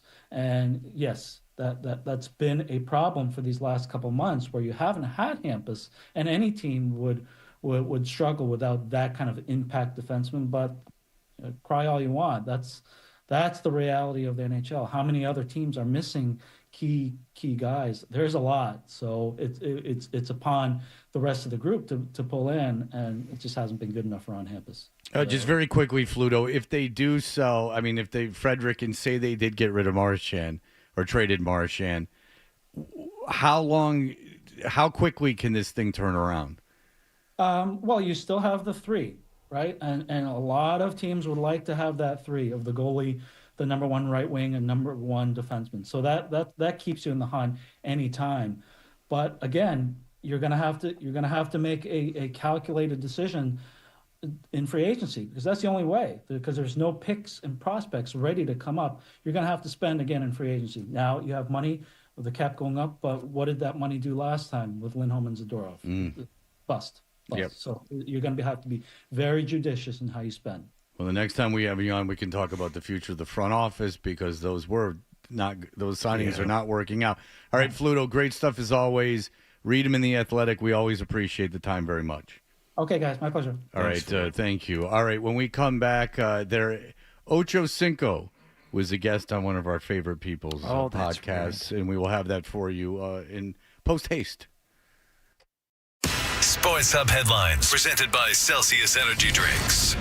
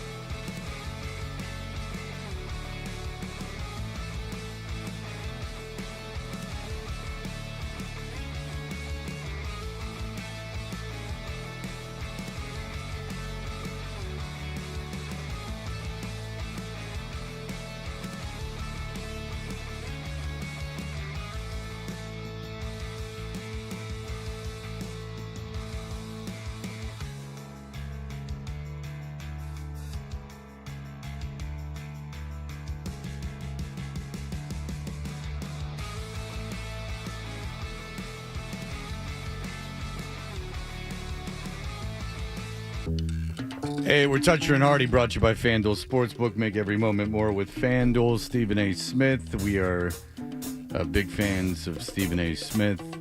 He was very cool when we had him in here years ago. We were making fun of him, and he was rolling with the punches. He had Chad Johnson on his show, otherwise known as Ocho Cinco. Remember, Stephen A. Smith lives in a green screen prison. He is on the air on podcast or TV or radio form. He's on the air maybe 19 hours a day. By the way, Dan Orlovsky, rumored not to be coming back to ESPN. His last day was yesterday. I don't know if that's a cuts, but apparently he's looking to coach. And if he coaches like he played, look out. Yeah. All right, so here is our friend Chad Johnson, Chad Ochocinco, on the Stephen A. Smith Show. Okay. Is it true that you actually use the urine of teammates to help heal your injury? Wow. Yes, to quote-unquote heal injuries. Injuries to me not being horny. What is... That's the opener? That's not good. No, I don't know if it was the opener, but it's where we're starting. Did he lead with that? All hours of the day. Is it true that you paid your teammates to use you as the bathroom? Yes. Yes. Yes. You know, pee-pee is called number one.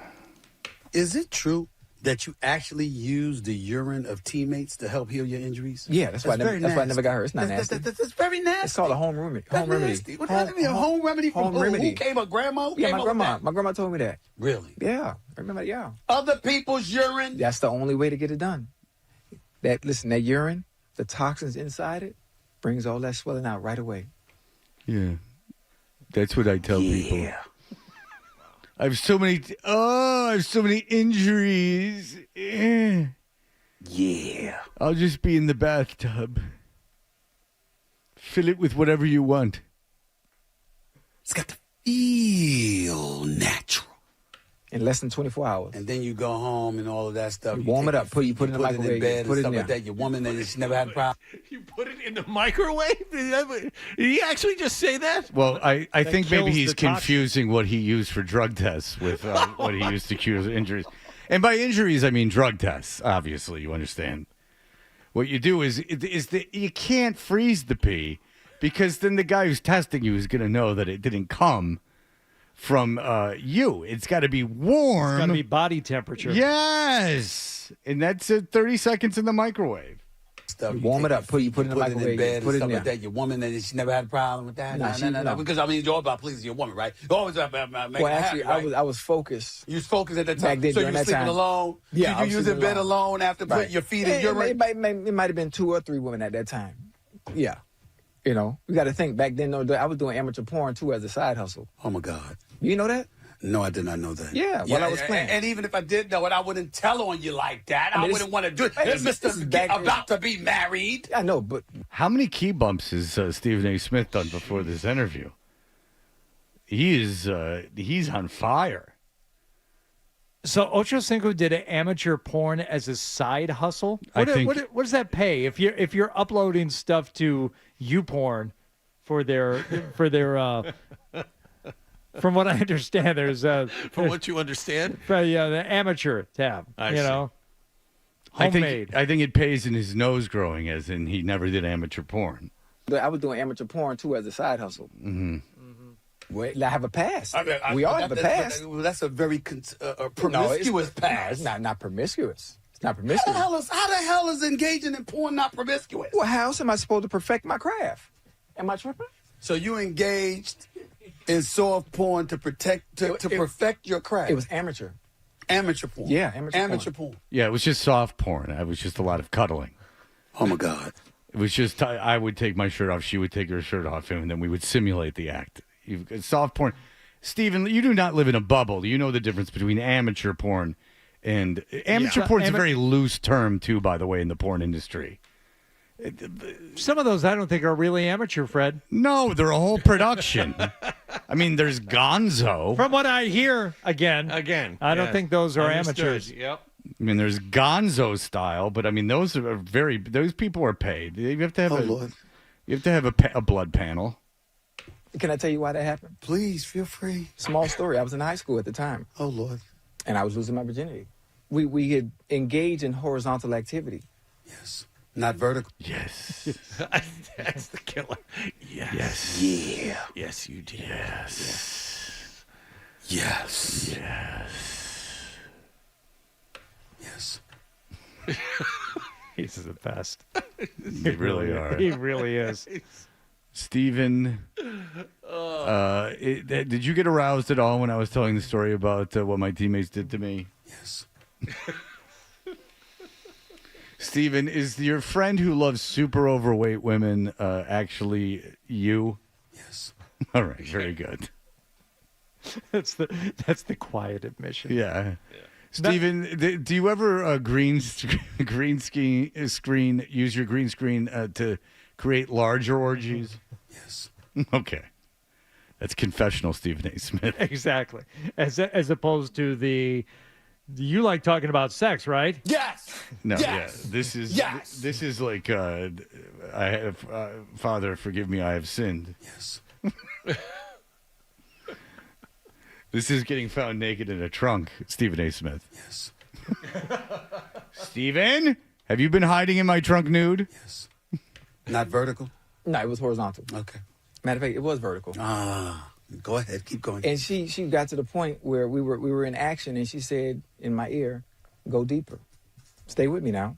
And what hurt me is I was already all the way in, so I had ran out of pee-pee, and that What? Well, then drink some beet juice. is what caused me to get into amateur porn, so I could perfect my craft in the pelvic area, so I would never have to hear that again. You do understand the cameras are rolling? Yeah, you understand? I mean, do you really, really want people to know this? I mean, I can edit it out, bro. No, don't edit it out. I told you I don't have a private life. I'm here to share my stories and my shortcomings. Back then, I've had surgery since then. How long was the surgery? It took about 15 minutes. Surgery was 15 minutes? Yeah, only $8,000. Excuse me? Only $8,000. So I went from 3 to 11 inches like this. So you just gonna tell the world you were 3 inches? I didn't ask you that question. You know? I know. You didn't have to say But that. I'm just trying to give better context on where I was to where I am now. From the time I went in, anesthesia, I was asleep, I woke up, looked, wow, that was it. Did you tell your lady you had this enhanced surgery? Yeah, I told her. Wow, so it just evolved into nonsense. Okay. Okay, so now it's just lie after lie after now it's lie. it's a little comedy routine they really haven't quite worked out. Oh, my God. But, yeah, you had me at the P. Yes. That's almost like not even funny. It's just like too much lying. Like he's trying to be funny. It's sad. But no, but it's not. It's like, okay, like you're joshing around too much. Like I'm sure the stories he told with T.O. were great. Well, there's enough to mine with the. Listen, that urine, the toxins inside it. Yeah. Okay. Hold on. Let's dig down on that a little bit, because you realize that if this were an actual thing, more people would be doing it because it's free and there's something to it. But well, people have used urine to strengthen the bottom of their feet, like the skin on the bottom of their feet. I have heard before, and I think I've heard him say that before. Yep. But isn't he the guy who got his feet frozen doing some? No, that was Antonio Brown. Okay. Well, I think I've heard that, like, the bottom of your feet, like, it's supposed to, I've heard. Madonna said very famously to David Letterman during that famous interview, it keeps athletes' foot away. Okay, so there you go. Yes. But but him and Ocho Cinco, when they had that great show that was just chaos, I mean, they told stories of huge orgies. I mean, there's enough to mine there from reality that he doesn't have to get into that fantasy world. I'm a little disappointed in the both of them. They both seem like this was like the end of the 25-hour day. You know what I'm saying? Yes. Yeah. You know, Stephen A. Smith, was this the end of the 24-hour day? Were you feeling ashamed? Yes. Okay. Thank you. Excuse me? Stephen A. Smith, did you get too excited from the P's so everything had to devolve into lies? Yes. Okay. Very good. I can understand as long as you admit it. All right. Andrew Callahan is joining us for the last time. Maybe until free agency and the draft and all that. But there's only so much we can do. So Andrew Callahan will join us for a full hour coming right up.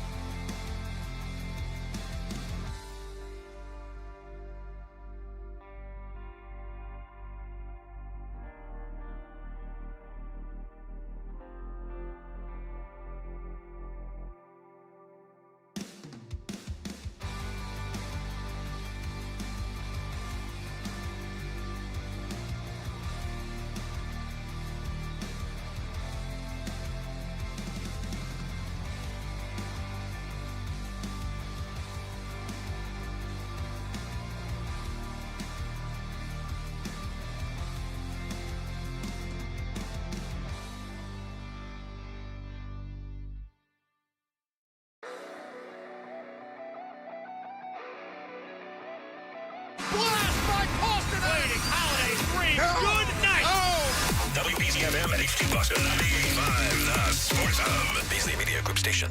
Sports Hub headlines presented by Celsius Energy Drinks. It was a Tatum takeover in Miami last night. Tatum down the left side on Robinson, scoops it with the left hand, bounces in, scored, and a foul, and Jason Tatum is the best player on the floor by a mile, and he knows no one can touch him. That is Sean Grandy here on 98.5 The Sports Hub. Tatum scored 20 of his game-high 33 points in the third quarter to lead the Celtics to a 103-85 win over the Heat. Celtics have won 6 of their last 7. They're back home to play San Antonio tomorrow night. Luka Doncic had 14 points in 24 minutes in his Lakers debut out west. They blew out Utah 132-113. Patriots have reportedly signed exclusive rights free agent defensive lineman Jeremiah Farms to a 2-year contract extension. Red Sox pitchers and catchers are reporting to Fort Myers today. The first workout is due tomorrow. And at the Beanpot, freshman goaltender Mikhail Yegorov made 43 saves. BU beat BC 4-1 for the championship. Sports Hub headlines are brought to you by John Sewer and Drain Cleaning. With over 50 trucks on the road, because your clogged drain is their emergency, go to johnsewer.com. I'm John Wallach of Boston's Home for Sports, 98.5 The Sports Hub. Your next update at 8:30. Get the app. There's the potential there for big stuff. 98.5, the Sports Hub app. Get the app. What's the best way to listen to Toucher and Hardy? Well, you're going to have to spend $40. Cough it up, and let's get back to Toucher and Hardy on the Sports Hub. The Chiefs were on the doorstep of NFL history, but the Eagles, with complete and total domination tonight in Super Bowl 59, build up a 34-0 lead. They did it through the air and on the ground and with their defense, and they crushed the Chiefs. That's going on that you'll just want to get involved in. Let's just put it that way. You'll make a lot of friends. Andrew Callahan is the Patriots reporter. There's a couple of them, and a columnist for the Boston Herald. He's very kind to join us this hour in studio. Hello, Andrew. Hello. I feel refreshed. Great to be back. All right, fantastic. You didn't have to go out to the Super Bowl? I did not. Okay. No. We were pouring more funds into time at the Combine, time at the owners' meetings. Don't think we'll be at the draft. But Super Bowl week is always more about the media until you get to the actual football. So it's a good time. Don't get me wrong. I'd love to be down there, but we stayed home. Okay. So did you learn anything from this Super Bowl regarding the Patriots? Is this the new thing, is that you build the perfect team around the non-perfect quarterback, and this is how you attack things? That's what people are saying now, because there was a game. It is funny that you frame it like that when it's the new thing to build from the inside out, which is also the oldest lesson ever in football. In the trenches, your defensive line, your offensive line. I think it's a good decision. I also think imperfect could also be substituted for top 10, top 12 when you're talking about Jalen Hurts as a quarterback. So, no, I think you stockpile as much talent as possible, and the Eagles have done that for a long time. And when you do that often enough, you win your second Super Bowl in 7 years. Right. What have they done? What have they done right? Do you look at how they draft? Howie Roseman, what's going on over there? How have they been able to do this? Yeah, I look at a couple things. Number one, they're an analytically friendly organization. I don't say this because I'm a numbers guy, 2 stats and a lie over here. I say it because what they're constantly doing is mining edges to look for opportunities to buy low. Zach Bond is a great example down in New Orleans. We like the player coming out as a prospect. They put him on the end of the line of scrimmage. Didn't work out. Let's put him as an off-ball linebacker. He's an all-pro. Okay, that's a dart throw that cost them a couple $1 million. You get one of the best players in football. When it comes to the draft, they're consistently investing in both of their lines with their top picks. Going, the pass rush, 3 of their last 4 picks have been defensive linemen. Their offensive line for the 5 starters consisted of first and second round picks. So there's a philosophy there, but they're flexible in and around that, because you look at Jalen Hurts, not many teams are spending a second round pick on a quarterback and expecting him to be a franchise. But when you go back to his selection, they're going, we'd rather have more quarterbacks in the building we believe in, because they had Carson Wentz at the time, and it worked out. So they have good plan Bs. Their plan A is consistent to invest in the trenches, and when you look at some of the buy low opportunities, they pay off in big ways at other positions like linebacker they don't typically invest in. The problem I see with this model, and it's the argument of team versus quarterback. Are you going to have this amazing team and you're going to settle for a good quarterback, or are you going to have the amazing quarterback and figure out how he's going to make the team around him better, or just score more points than the other team can put up? what you run into every once in a while, and the Eagles have run into it, is you've got this great team. You have a pretty good quarterback. All it takes is one game in the postseason to go up against that great quarterback and like, yeah, I know their team isn't as good, but he can go out there and single-handedly put up more points than you're capable of with your excellent team, and that one guy on the other side can beat you. It's not a full-fledged basketball analogy where the guy with the team with the best player generally wins, right? But they win often enough to where, look, the 2 Super Bowls in 7 years is fantastic. But if you're going to expend all this energy and resources on building the perfect team, but you might fall short of the quarterback, it's not a guaranteed recipe because that great quarterback on the other side on the other team will beat you sometimes. So I think they thought they had one of those quarterbacks when they drafted Carson Wentz second overall. What was it, 2016 draft? I think it was. So they've gone that route and also realized that you can miss. What they would say, I think, in response would be, hey, if the Chiefs called Howie Roseman today and said, hey, do you want to swap Patrick Mahomes for Jalen Hurts? That's a 5-second phone call that ends with a yes and a hang up and filing the paperwork. But what they've done, oddly enough, is win 2 Super Bowls with Nick Foles and Jalen Hurts. So to me, this is mostly the job of the GM. If you don't have one of the 5 guys in the league that you're talking about, similar to the NBA, right? Joe Burrow, Patrick Mahomes, throw Josh Allen in there if you want, that can be the driver and the engine of a Super Bowl winning team. Your job then is to surround your guy, who has to be in the top 10, at least for one game in Nick Foles' case, with as much talent as possible to push that. Because most teams, most GMs don't have the benefit of having one of those guys. And Howie Roseman hasn't and still won 2 Super Bowls without it. Okay, so the other part of this equation is if you're going to face a superior quarterback, you have to figure out a way to negate him. So yes. How did the Eagles manage to render Patrick Mahomes ineffective without even blitzing? So there's a great Twitter account called Honest NFL that is an Eagles expert, some guy clearly coached and or scouted in the league, charts everything in language that you, in some parts I don't understand, about every single snap. This is what they did. This is what it's called. They played defensively an exceptionally vanilla game plan. This was not Bill Belichick special. We all regard him as a mastermind. This was Vic Fangio, another great defensive coach, saying, we're going to line up. We're better than you. And that's it. And that's what they did. So once you realized how the game was going to declare. No. You're gonna have to give me a little bit more than that. I'm telling you, you watched the game the same as I did. What was the score at halftime? 20-something nothing. 34-0. And ass kicking. Why am I going to go exotic blitzes just for the hell of it if I can just line up and beat you? How do you rush 4 though and get through the offensive line? I mean, if it's that simple, why doesn't someone just do that every game? Hardy was hoping for you to have because you don't have Nolan Smith and give me Jalen Carter and Milton Williams. Here's the thing. A-gap. That's what I want. Let's flip this around. You're looking for an answer in a place that I don't think there is one. The answer, if you flip it around, is how did we all miss the Eagles being the best team in football who lost 1 game since week 4 in this game? This was an ass-kicking. The Chiefs had a backup left guard and a replacement left tackle. And we're all going, yeah, you know what? I'll default to Patrick Mahomes because they've won 2 of the last 3 Super Bowls, and he's probably the best quarterback in the league, okay? This Eagles team had no weaknesses. It had the best defensive line in football. It had arguably the best offensive line in football, the best running back, an all-pro linebacker, a great secondary, a top 10, 12 quarterback, 2 stud wide receivers, and a good tight end.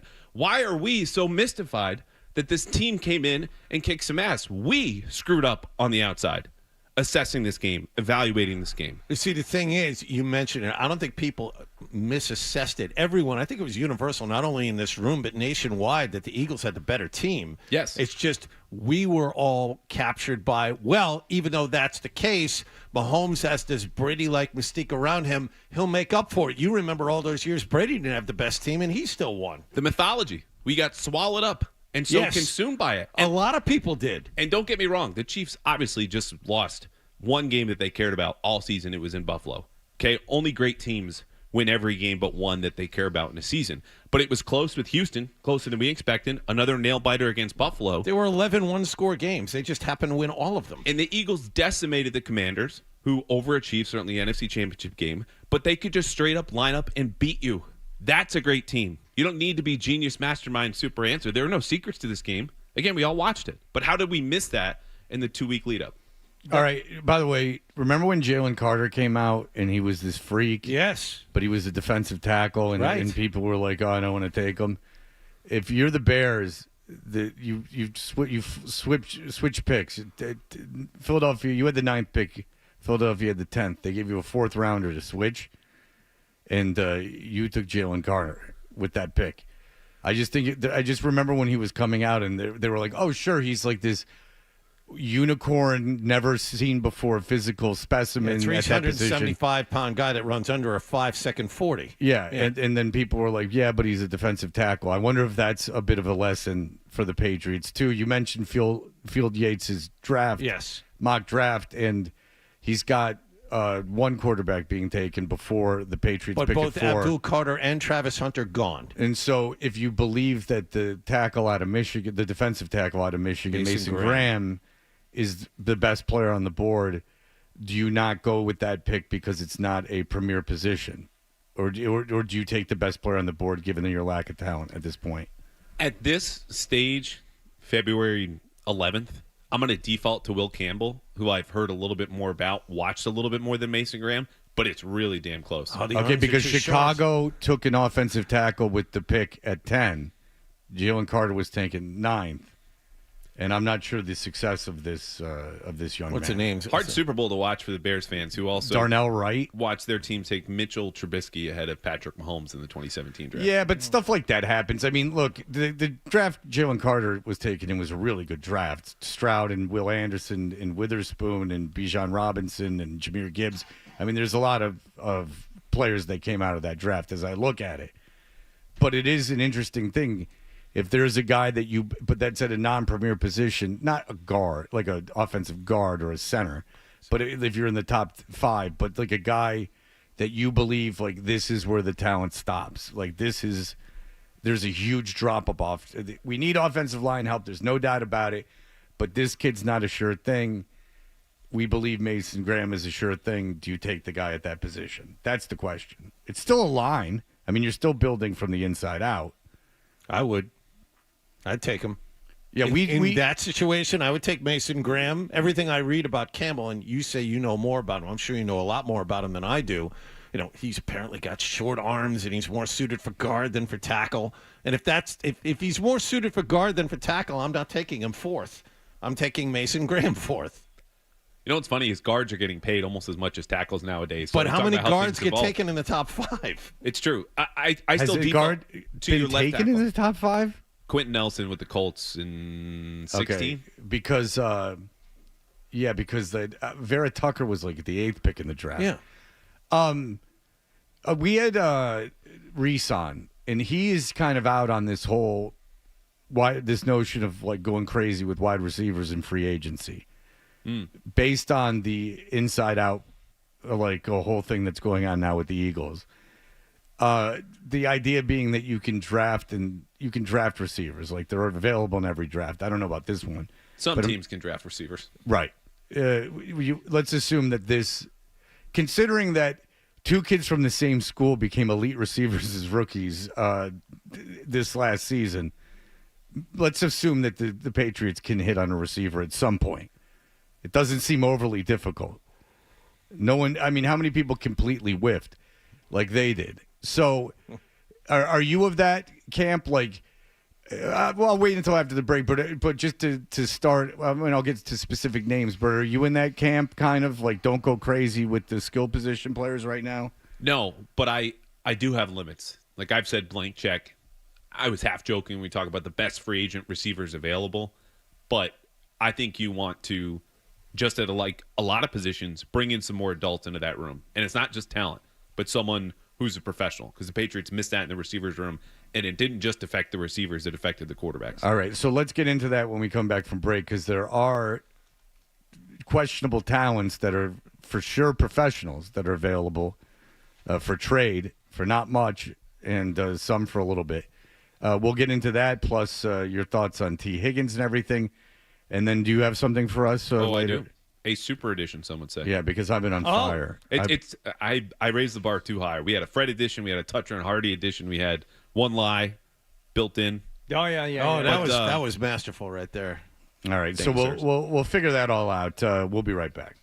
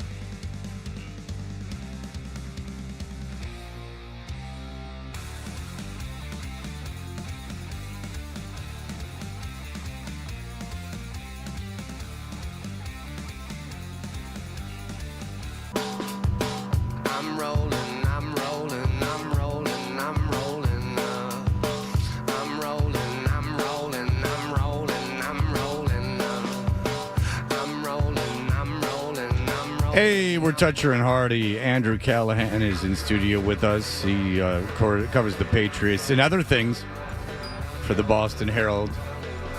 And we just saw the Super Bowl, obviously, and we were talking about how offended we were by the whole Kendrick Lamar thing. I didn't understand a word. No, I'm just kidding. All right, so here's the deal. There are receivers available. Let's go through them now.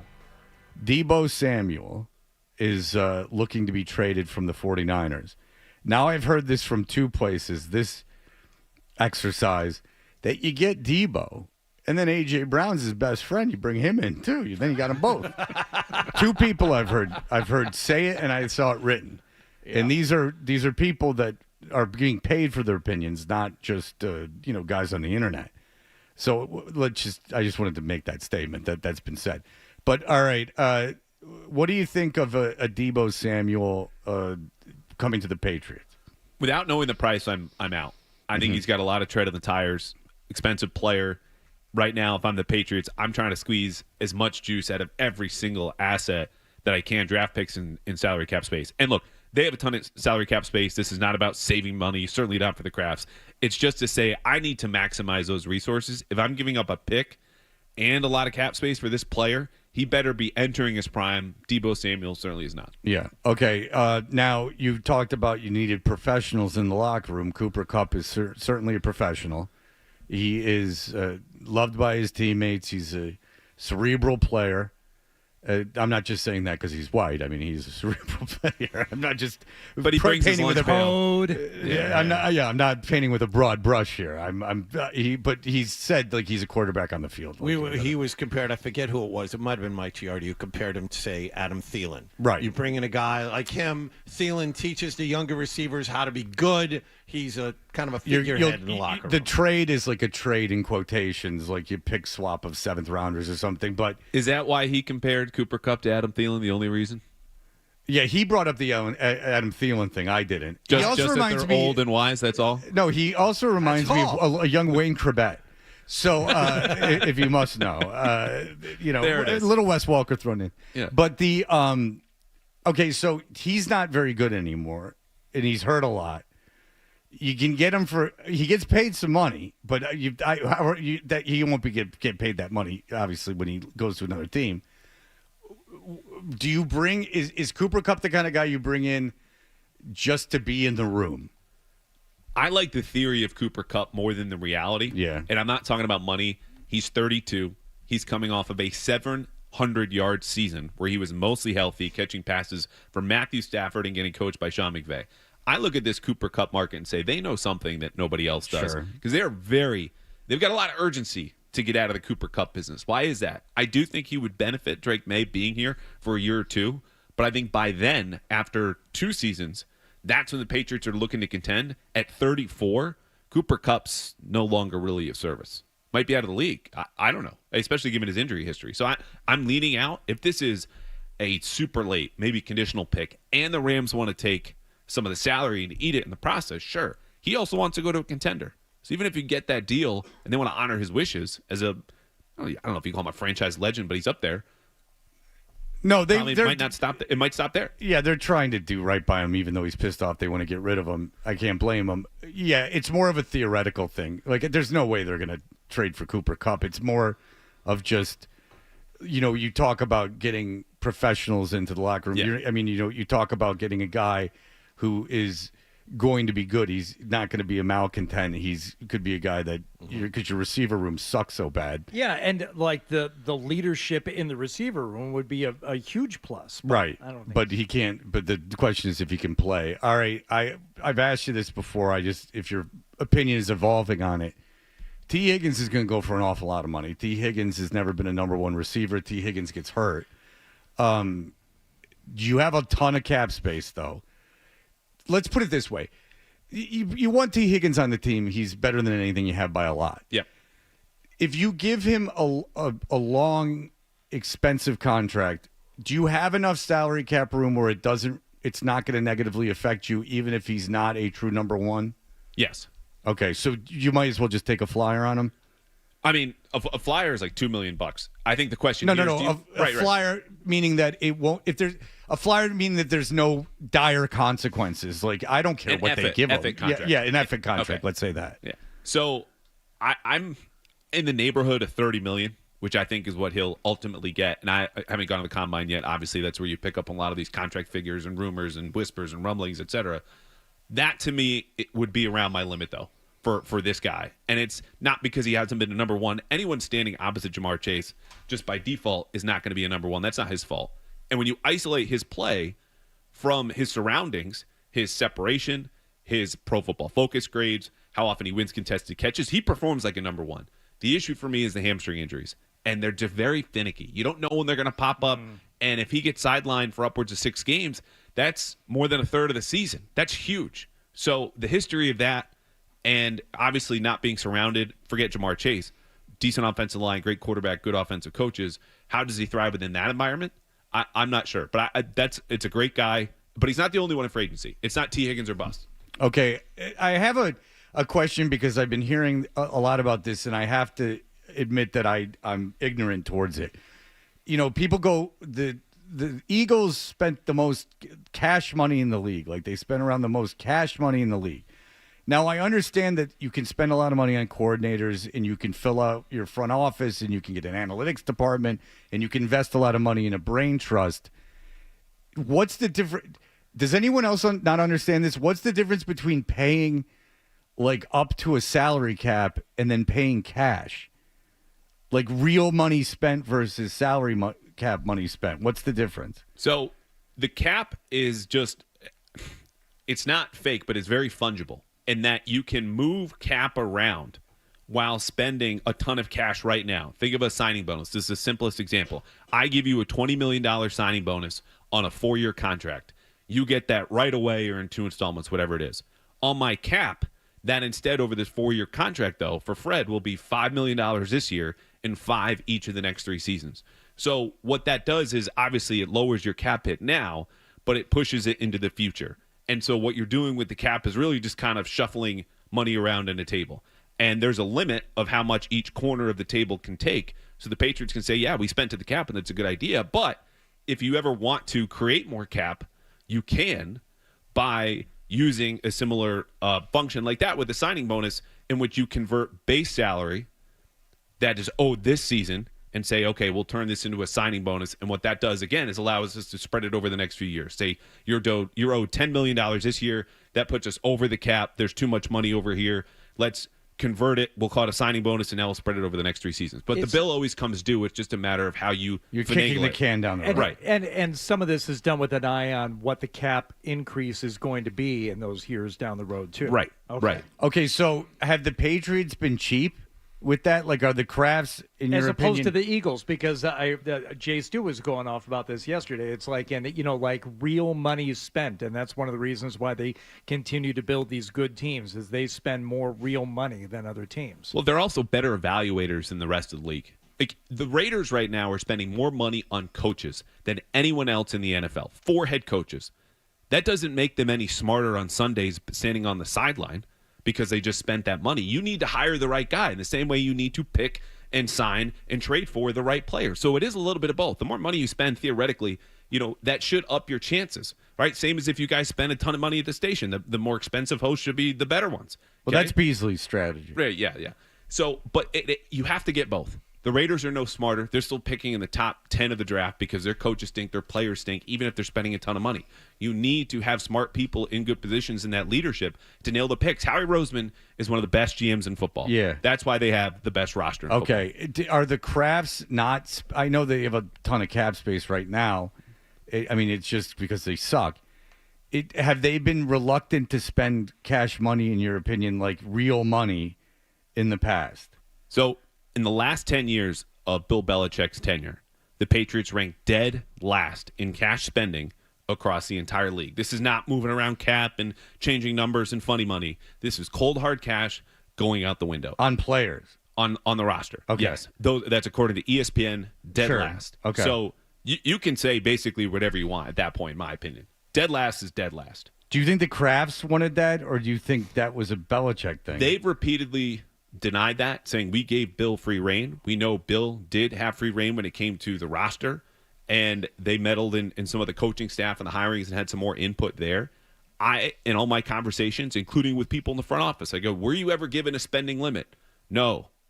I've never had any evidence that that's the case. But if you want to call the owners of the team that literally spent the least amount of cash on its roster from 2014 to 2023 cheap, I'm not going to get in your way. What about the argument, because I've seen teams in the past go nuts in free agency like the Patriots did, and then you get a 1-year bump and then you're back down to square one. Should fans be upset if the Patriots aren't like at the cap in spending going into next year?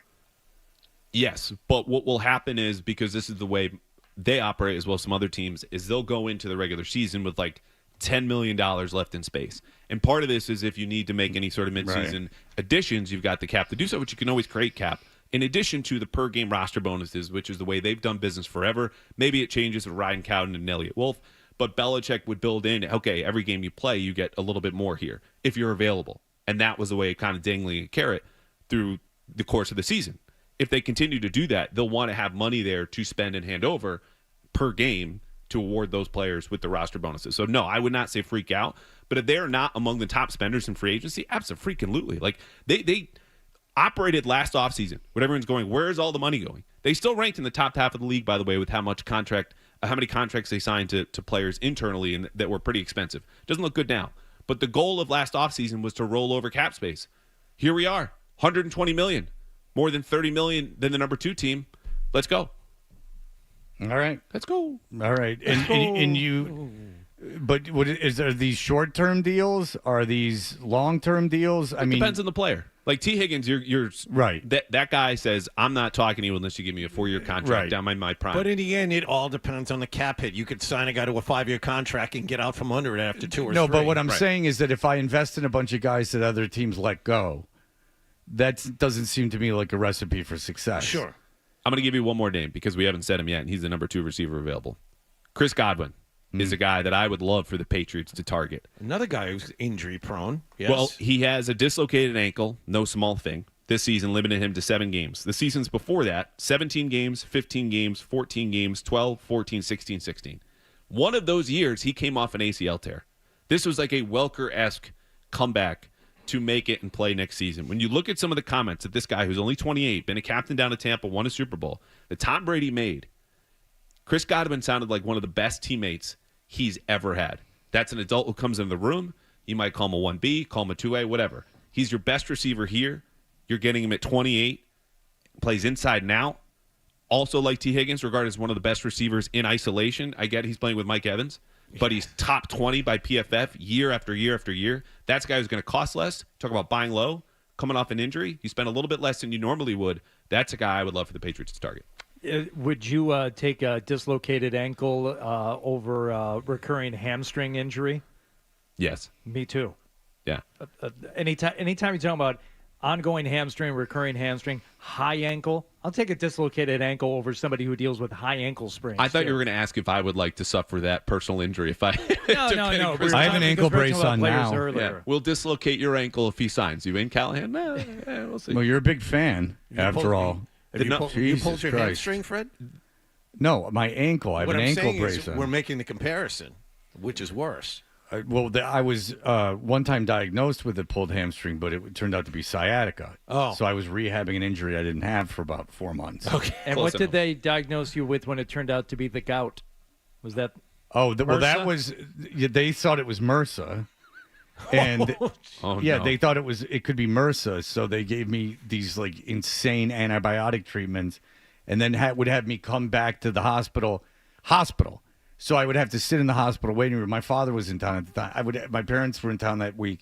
I would sit 2 days. I sat in the hospital with my dad, maybe 6 to 8 hours, so they could give me an IV of antibiotics, and then it turned out it was gout. So I had that going for me. So now with this ankle, I got to go to the doctor, and who knows? Who knows? Would you have gout if Chris Godwin went to the Jets? I don't care what the Jets do.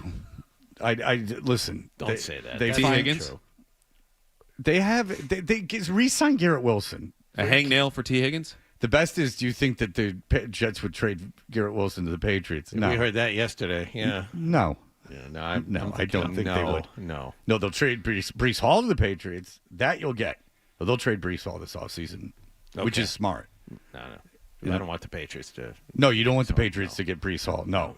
But some team, given the Saquon Barkley thing, is going to want to trade for a running back, and they'll trade for Breece Hall. Get that guy. A good champion. You talk big about running back. T. Higgins and the hamstring. The Breece Hall's got a few injuries that you can have them. You take them. I don't want him. You take them. You take them in your fantasy draft. You take them, and the Jets get rid of him. Now we've talked about the Jets, so we can go to break and come back with the Andrew Callahan is a phenomenal guest because he comes in armed with his own material. He sold this segment when he first sat down. He's got something big planned. It's like having Rickles on the Tonight Show. Yeah. If you're just Johnny, you just sit back and let him riff. Yep. I'd be impressed if you literally sold this segment. Like you started making some cold calls. I was going to say, you got a Hillman, this son bitch. I didn't sell it well enough. We had a sponsorship earlier this season. That was gone. Yeah, you keep that Worcester work ethic. You get out selling your own ads, much to the delight of the rest of the salespeople. All right, we'll be back in just a moment. That's not even an insult. The guy hustles, but, I mean, it is uncommon in a big city. All right, here are the headlines.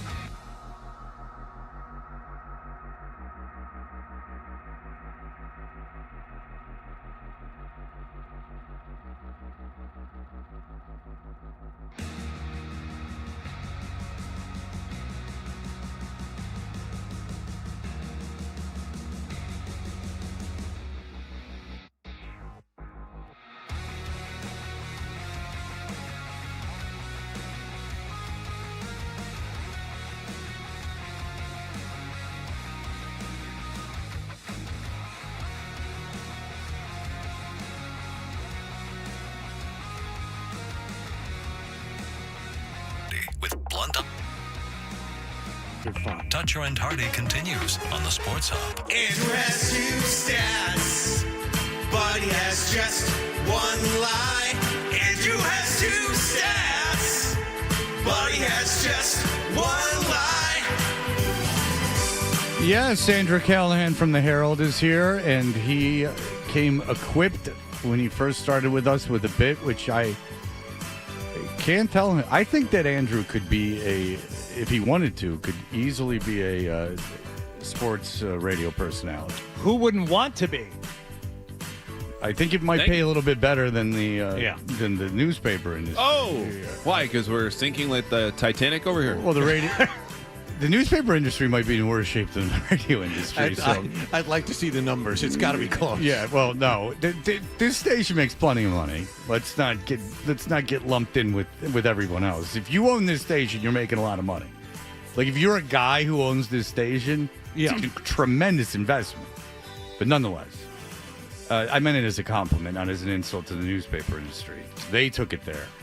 All right. Did I say we're brought to you by FanDuel Sportsbook? Make every moment more with FanDuel. All right. Andrew, what do you have for us today? Let's do this. It takes 2 steps from the other 9. And one might see if you can get it right. It takes 2 steps from the other 9.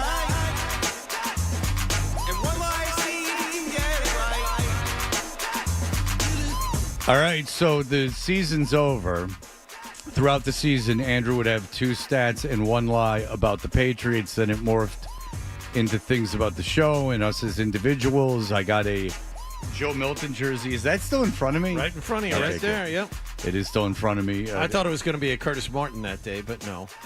Everyone did. You want to hear something said? Andrew might have given me, other than my parents, the only legitimate... Oh, no, you guys gave me gifts, too.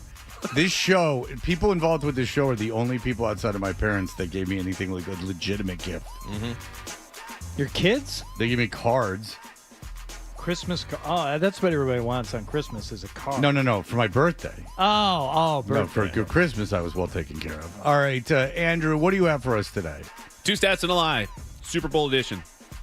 Number 1, Patrick Mahomes has thrown more interceptions in 5 Super Bowls than Tom Brady did in 2 entire regular seasons combined. Patrick Mahomes has thrown more interceptions in 5 Super Bowls than Tom Brady did in 2 entire regular seasons combined. Okay. Number 2. Now, can I? Go ahead. Question. The question as we go here. Did you handpick 2 Tom Brady seasons? Yes. Okay. All right. And they were games where there were seasons where he played the entire season. Entire season. Yes. Okay. We're not doing 2008. Okay. That was my first question. That's a stat. Yeah. Go ahead. If it's true. Number 2. It is true. That's why it's a stat. Go. The Eagles became the 6th team in Super Bowl history not to blitz once. So they didn't blitz once. Because we were saying yesterday they blitzed twice. They blitzed twice. No, you need 5 rushers all right at the snap. Ready to go. Okay. All right, so wait, say it again. I interrupted you. The Eagles became the 6th team in Super Bowl history not to blitz once. All 6 of those teams won the Super Bowl. Well, not winning the Super Bowl would make sense because you would imagine that you'd start blitzing if it wasn't working. You no need to blitz, right. But the thing is that, like, did they blitz? I don't know. Did the Packers blitz? Yeah, I know. Like, I don't even know. Giants blitz that year where they ruined the Patriots' undefeated I think, season? like, did the 1969 New York Jets blitz on, like, did Earl what was Morrall. What was it, Weeb Eubanks? Or no, Earl Morrall was the Baltimore quarterback. Yeah, but, like, we was the Jets head coach. Yeah, like, I haven't studied the film. Right. Like, I don't know what the... Shame on you. I find it hard that he studied the film. Come on. He's just getting stats. He can study the film. It's not up to him. Okay, if go ahead. I studied film with the 2023 and 2024 Patriots, I would gladly accept the 1969 New York Jets. I've seen Super Bowl III. It's real boring, but I have seen the final score is like 16-7, right? Yeah, and I don't believe there was a throwing touchdown. Oh, interesting. I have a stat that I can throw in here. All right. Devontae Smith is the first ever player from Alabama to score a touchdown in a Super Bowl. That is good. That's really good. I didn't know that. Really? That is what I've been told because Namath didn't run one in. Stabler never ran one in. And then you think of other guys at Alabama, and then Julio Jones didn't score? Julio Jones did not score in that Super Bowl. So Interesting. Those were the three names that came up during the conversation was Namath, Stabler, and Julio Jones. But I to believe that's true, but it's not. It doesn't have to be because it's not the stat. Go ahead. Right. Number 3. According to FanDuel's Super Bowl odds, you are more likely to get a Yahtzee on your first roll than watch the Patriots lift the Lombardi Trophy next year. I like that one. I hope that's true. According to FanDuel's Super Bowl odds, you are more likely to get a Yahtzee on your first roll than watch the Patriots lift the Lombardi Trophy next year. Well, that's true because I know the Yahtzee odds. I want that and they're to be not true, that, so I'm not guessing 3. Well, they're not that long. This is anecdotal, but I do play a lot of Yahtzee. It's part of one of my online games that I play with friends, and we actually still play Yahtzee sometimes with the neighbors. Yahtzee's good. It's like a good swinger party warm up. Let's play some Yahtzee first before the real hijinks begin. Yeah, but what do you shoot them? What do you shoot the dice out of? Is the question. Hey now, hello. But getting a Yahtzee on the first roll or the first because you get 3 rolls to get the Yahtzee. Mm-hmm. No, we need a definition. I'm gonna say that's a stat. I'm gonna say the first one is a stat. I don't like that whole blitz thing in the middle. I don't like how you've couched that with 5 guys on the line of scrimmage stuff. I mean, that's how I would define a blitz if this was week 7 and we were talking about how much the Patriots blitz the Jaguars. I'm going with number 2 being a lie. All right, Fred, I'm going last. I need some time with this. I'm going number 1 is the lie. Number 1 is the lie? Because I'm just assuming that teams didn't blitz back in the day. I'm just going to assume like there were. Number 1 was Patrick Mahomes' interceptions in the Super Bowls being greater than Tom Brady in 2 separate seasons combined. Right. I mean, that if that's a true stat, that's incredibly impressive. I mean, because Mahomes has played in 5 Super Bowls? Yes. Yeah. So in 5 games, he did what Tom didn't do in 32 games. That's impressive. Okay. I want the Yahtzee stat to be true, so I'm not guessing that one. I want to believe that the Eagles are the 6th team in Super Bowl history not to blitz. I think you might be right about that, Fred. So I'm actually agreeing with Fred today. I go number 1. I swept you. I'm walking off. I beat you all. Wrong. The lie was number 3. Yahtzee was the lie. All right. Oh, Jesus. What are the stats on Yahtzee? Wow, this is depressing. What are the stats on Yahtzee? You have a 0.08% chance to get a Yahtzee in your first roll. The Patriots. First roll, not the first 3 rolls. It wouldn't have mattered to me anyway. No, it would have really. If he said that would have changed it. Yeah, would have changed it, John. No, wouldn't have. I'm giving you credit. It wouldn't have changed it for me. So you legitimately beat me. I'm not saying he tricked me. I didn't listen well enough. Go ahead. Patriots are 140-1 odds to win the Super Bowl. That puts them at 0.71% according to FanDuel. You'll find much better odds elsewhere, but FanDuel sponsors this segment. Yeah, so there you go. There you go. Well, number 2, have to throw in the better odds, number 2 about blitzing. That was courtesy of ESPN Seth Walder.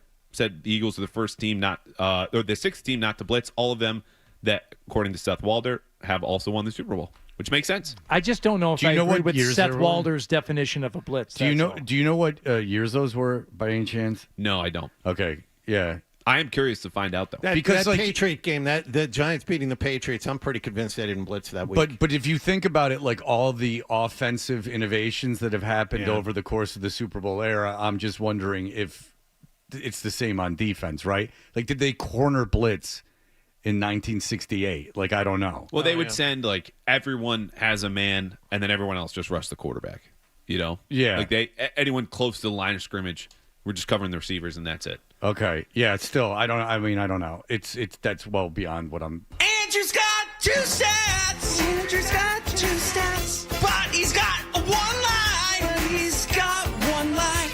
You didn't say the first one, though. I'll give you a chance. But he's got 1 lie. Patrick Mahomes has thrown 7 interceptions in 5 Super Bowls. Tom Brady had 2 in 2010. He threw 4 in 2016.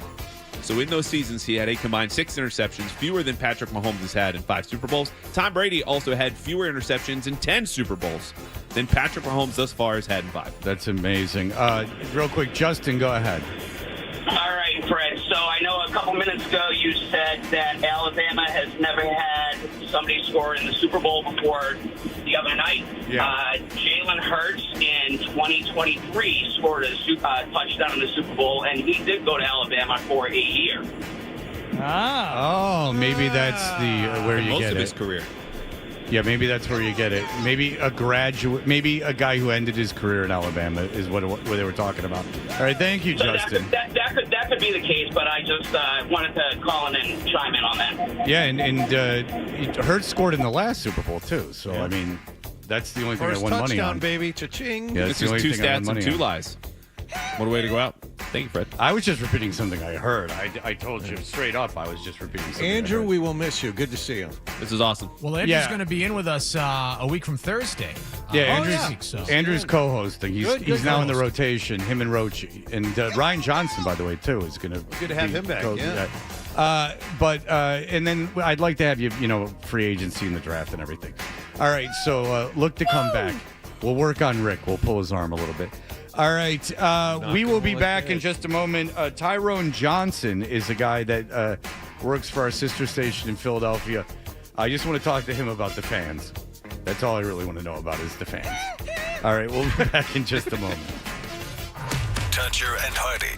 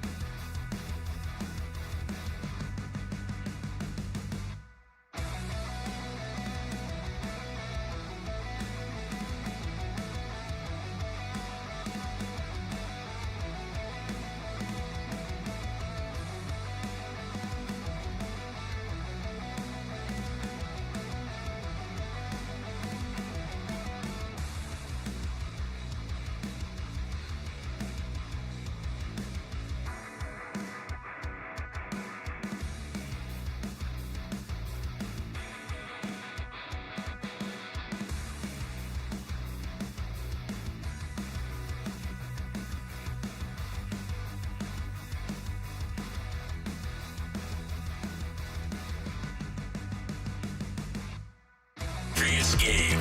Look into the end zone, trying to keep the play alive. Falling down, he throws to the end zone. It's caught. He's got it. Touchdown. WBZ-FM and HD Boston. 98.5, the Sports Hub. A Beasley Media Group station. Sports Hub headlines presented by Celsius Energy Drinks. Celtics ripped off a 26-5 run in the first half last night in Miami and took over. They beat the Heat 103-85 down in South Florida. Jason Tatum took this game over in the third quarter. He finished with 33 points. And don't look now, but Joe Mazzulla's team's won 6 of their last 7. We did a good job keeping them out of transition, only 8 turnovers, so that they're not able to get out and run, which is something that they do really well. So if you can keep teams out of transition, if you keep them off the free throw line, and if you could hold them, they had 12 offensive rebounds, but we did a decent job of that. I think there was 2 possessions where they had 3 on one possession. Celtics will be back home to play San Antonio tomorrow night. Luka Doncic made his Lakers debut last night. He scored 14 points in 24 minutes in a 132-113 home win over Utah. A 3-person arbitration panel yesterday ruled 2-1 in favor of Alex Rodriguez and Mark Lowry, and their bid to purchase the Minnesota Timberwolves can now go ahead. Patriots have reportedly signed exclusive rights-free agent defensive lineman Jeremiah Farms to a 2-year contract extension. The NFL Network is reporting the New Orleans Saints should finalize the hiring of Eagles assistant Kellen Moore as their new head coach today. And at the Beanpot, BU pulled the upset last night in the final. They beat number 1 Boston College 4-1. Sports Hub headlines are brought to you by Rodenheiser Home Services, now offering up to $2,000 off a new heating system. Book your free estimate today at Rodenheiser.com. I'm John Wallach on Boston's Home for Sports, 98.5 The Sports Hub. Your next update at 9:30. Boston plays here. Pritchard, half court, it's in the air. He got it! He did it again! 98.5, the Sports Hub. Hey, if your alarm clock sounds like this is the show for you. Toucher and Hardy, the Sports Hub. 3, 2, 1. It's over. The Philadelphia Eagles have won Super Bowl 59. They have beaten the Kansas City Chiefs 40-22. And search 98.5 The Sports Hub on YouTube and subscribe. You can watch it live.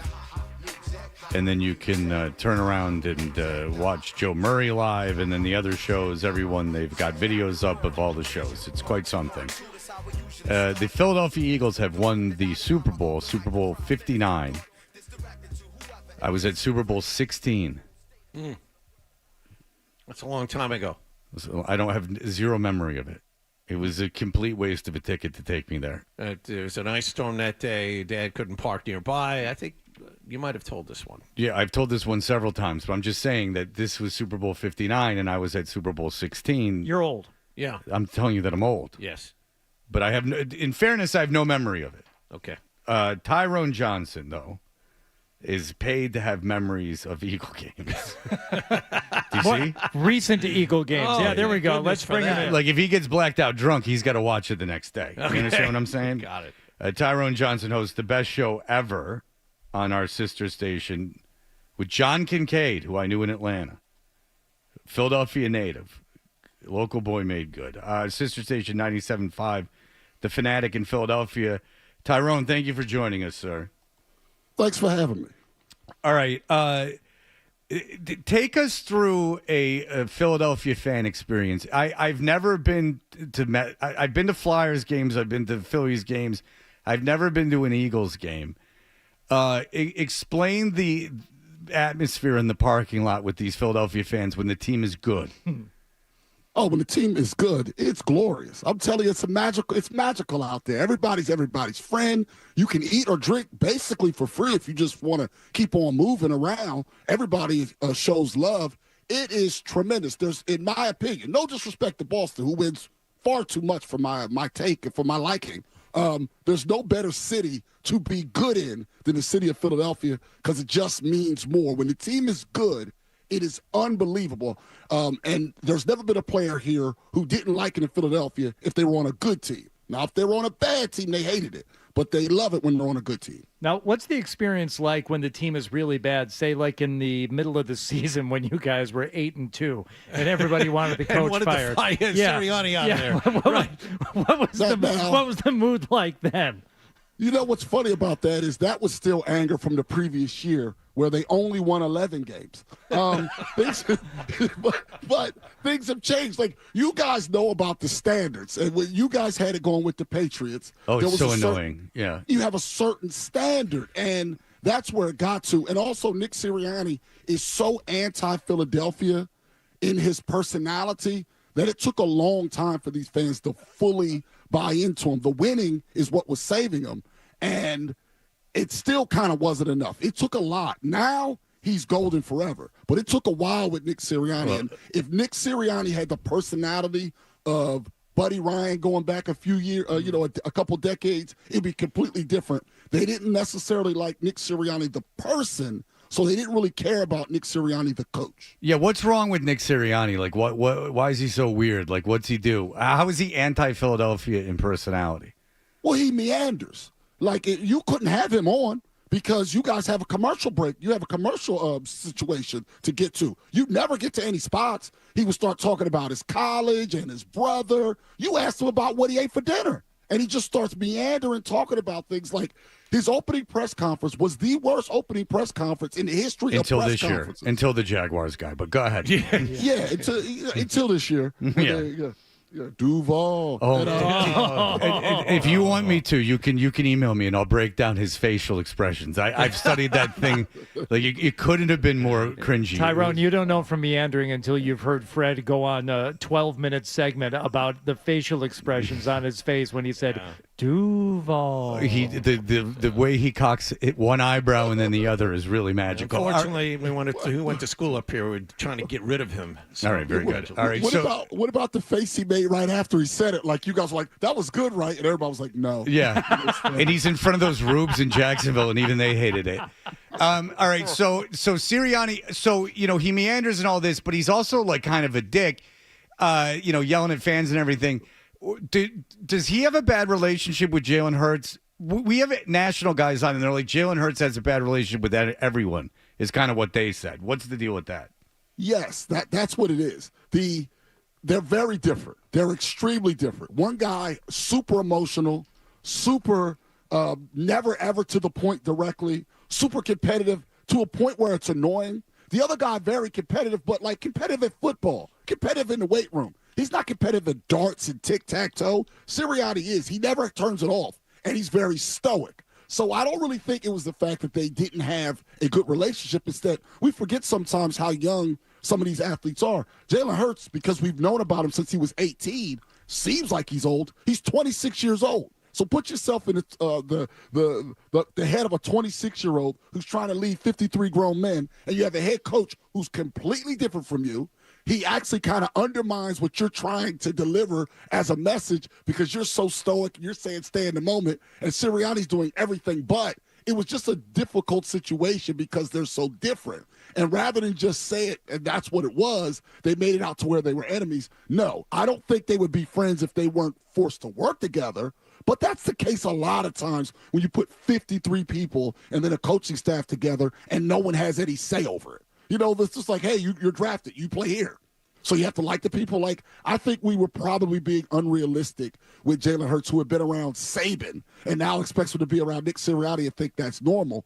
And we were probably too harsh on him. It was always going to take time to work that relationship out. Where do you think I'm sorry, Hardy, where do you think, like, with current quarterbacks, Hurts ranks kind of, like, in what tier of quarterbacks? Is he underrated, or is people pretty correct about him?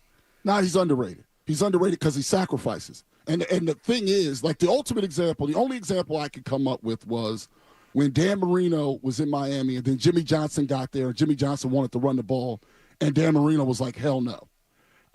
He didn't buy into it. Hurts is punished nationally for buying into the coaching that he's getting because he's obsessed with winning.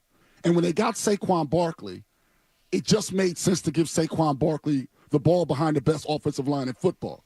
And while everyone was talking about how it wasn't going to work, they just kept on winning. Jalen Hurts finished the season winning 16 straight games that he finished. Any game that he started and finished, he won 16 in a row. And all they did was talk about how poor he was, what he didn't do. And he was winning every single week. So to me, it became disrespectful. It went beyond criticism of his game and went into all these things that he couldn't do, and it's impossible for him to do when all he did was win games. That's all he did. And it was like he was never losing. I could see if he was losing sometimes. He was never losing.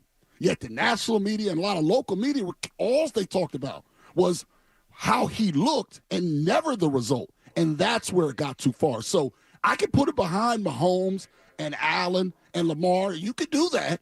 But to me, he has a lot of that winning DNA that Brady had. He has a lot of that winning DNA that Joe Montana had. He has a lot of that kind of DNA, and that got completely overshadowed this year to me in a disrespectful way because all he did was win. Okay, so yeah, he's a victim of the strategy, I guess, to some degree. But there were a couple of wins there in the middle of the season, Tyrone, where he's throwing for 107, 115 yards. Saquon's running for 125, so I get it.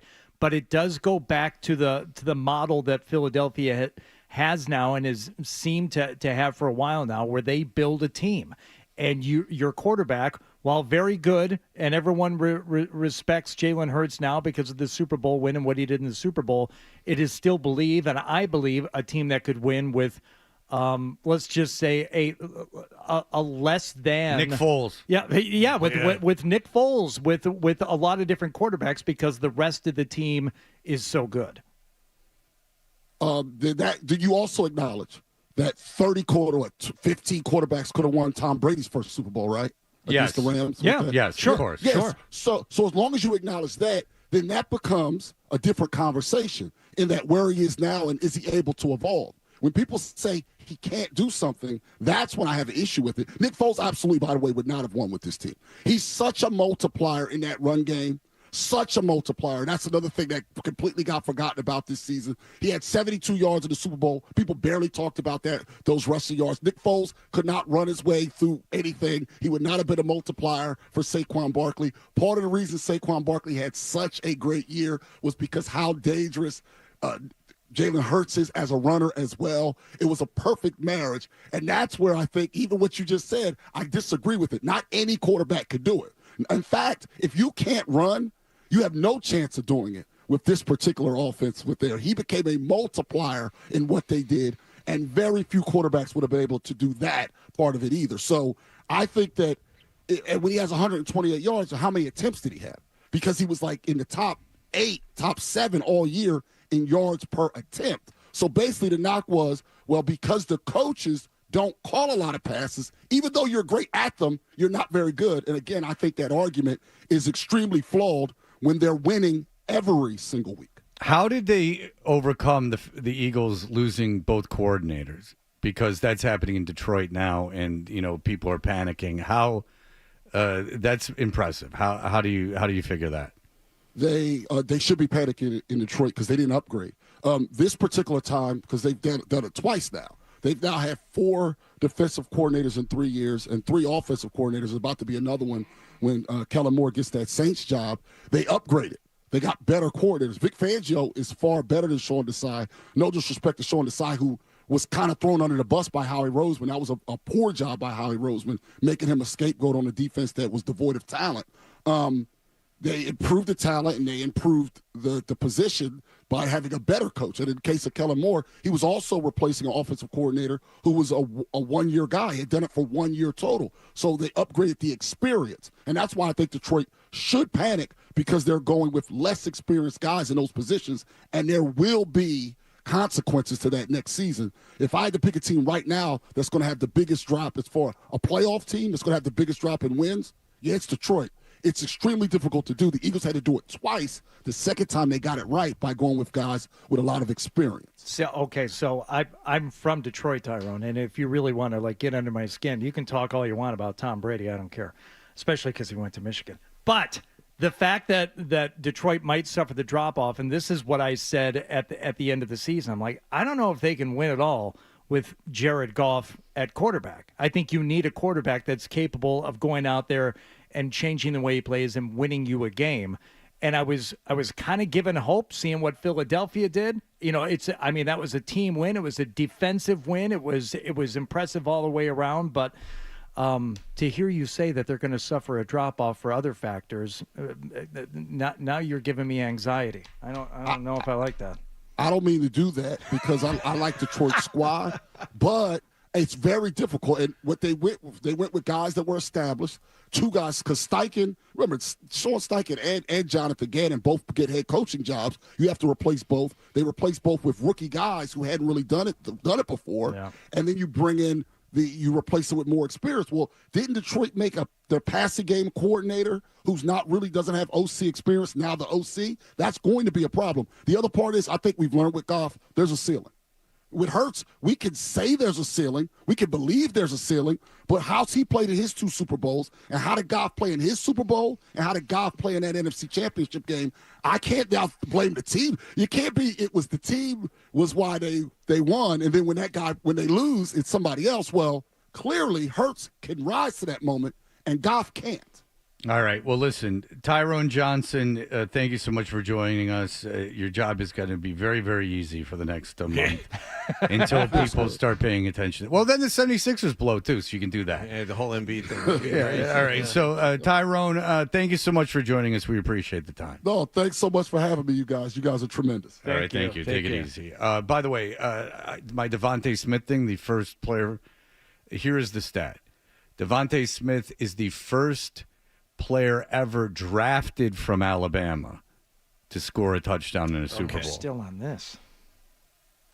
You won't let this one go. I'm thinking he got a tweet or an email. No, I got a call saying you're wrong again. So I double checked, and I was technically wrong, but the first player drafted Alabama. It's still an interesting stat. Sure. If you think of all the pro talent that Alabama churns out. I'm amazed that Julio Jones didn't score in that Super Bowl against the Patriots. Or how about like a defensive touchdown, like in any Super Bowl that's ever happened? In 59 Super Bowls, no one from Alabama scored a touchdown, drafted out of Alabama. The actual stat might be interesting as opposed to the nonsense you were blabbering earlier when you tried to give a stat but got it completely wrong. No, what you do now is you back me and you say, oh, yeah. Yeah, that was inconsequential what you said before. It was in the spirit of the whole thing, not what you just did, which was to say that it was bad. We'll have a conversation later about it. I think that you misunderstand Can't wait. What's going on. What my role is? Yeah, your role is not to poke me. Your role is to support me, regardless of my foibles. Yep. After all, I'm an idiot. No, Fred, that I can get That's behind. not true. That's not true You're at all. just joining us. I was on a dating app, and someone just messaged me, and they're just like, "You're an idiot." Yeah. And I'm like, this is good. When are you guys going out, by the way? I'm not going to go out with that person. Come on. I'm not convinced they're real. It's a challenge. It's too attractive and too similar in the poses. I see. The woman. Yeah. Like, I got a lot of, and you're an idiot. Like, wouldn't you just block the guy or not respond? I mean, the ball's in their court. I'm an idiot. I mean, come on. But that was the first communication between the two of you? Yes. She just saw you on the app and No, messaged I you- had said that I was in, like, you hit the button. I had swiped right basically. And then she just went like, "You're an idiot." I got it. Oh. So it wasn't totally unsolicited. Yeah, but 9,909, whatever, the 1 out of a million is going to get back to someone they have no interest in. It's just very, they'll just ignore it. No, I'm kind of with her now. She looked at your profile, saw who you were, and said, "You liked me on this app. You're an idiot. Yeah, you like have you have no chance. How dare you hit that?" Yeah, that's what she said. Oh, so it's even worse than It I has thought. nothing to do with your professional life. No, it has to do entirely with what she saw online. So she's saying that out of all the people on this, you are so not. This is a woman in her 40s, according to the app. I mean, this wasn't like a 23-year-old. So you're saying that that this woman, because women get cascades of men wanting them on these apps on Hinge. Sure. You're saying that she went through all of them and she was like, "I can't believe that this stupid, ugly pig had the audacity That's the way I to do it." Come on, Fred. I think you might have something there. I think you Hippo might loser do for jag off. with this stupid Oh, you job. like me? Did you swipe right for me? You're an idiot. Yeah, you stupid idiot. It's cruel. And I'm like, oh, yeah. I go, I know. I'm self-aware. And she goes, you're not self-aware. And I went, oh. Idiot. Yeah, you stupid idiot. But you're not self-aware? Like, well, you don't know that. You'd have to meet someone before you could say something like that. When I think about it, she does seem kind of mean now. I don't know if I like her. I don't think you should go out with her after all. It's funny because I think it's just so interesting. Like, it's captivating me. It was just so random and so, like, out of the blue. Like, you're an idiot. But I'm it's like, okay to yeah, be- I know. I'm self-aware. It's okay to be hurt by it. I'm not hurt by it at all because I don't know the person. Did she say anything after you said, I know I'm an idiot? Yeah, she goes, I go, I'm self-aware. I go, I know I'm an idiot. I'm self-aware. She goes, you're not self-aware. Do you want to read everything? I'll read everything. Yeah. Why don't we do it during email? It will take 10 seconds, Adam. Just give me 10 seconds. Okay, here we go. All right, so I go, wow, you really seem to know me. Obviously, you're brilliantly self-aware and a beacon of light. Okay, see. Now And then she goes, LOL, I hit a nerve. Pop off, Freddie. F-R-E-D-D-Y. And I said, no, it's spelled F-R-E-D-D-I-E. And then she said something else, and I didn't engage any longer. What'd she say? Yeah, was there something else? Like, I hope you're having good luck or something like that. I don't know. Huh. And I just started calling her the C word and all this stuff. I don't want to get into it. I really laid into her. I did some cyber stalking and found out she has like dead relatives I made fun of. Yeah, I swatted her. Yeah, Really like, nice. Yeah, I found out. I'm like, someone in your life just died. I'm dancing on the grave. Showed her. No, I didn't do any of that. I didn't say anything. All right, we'll be back in just a moment. That wasn't 10 seconds.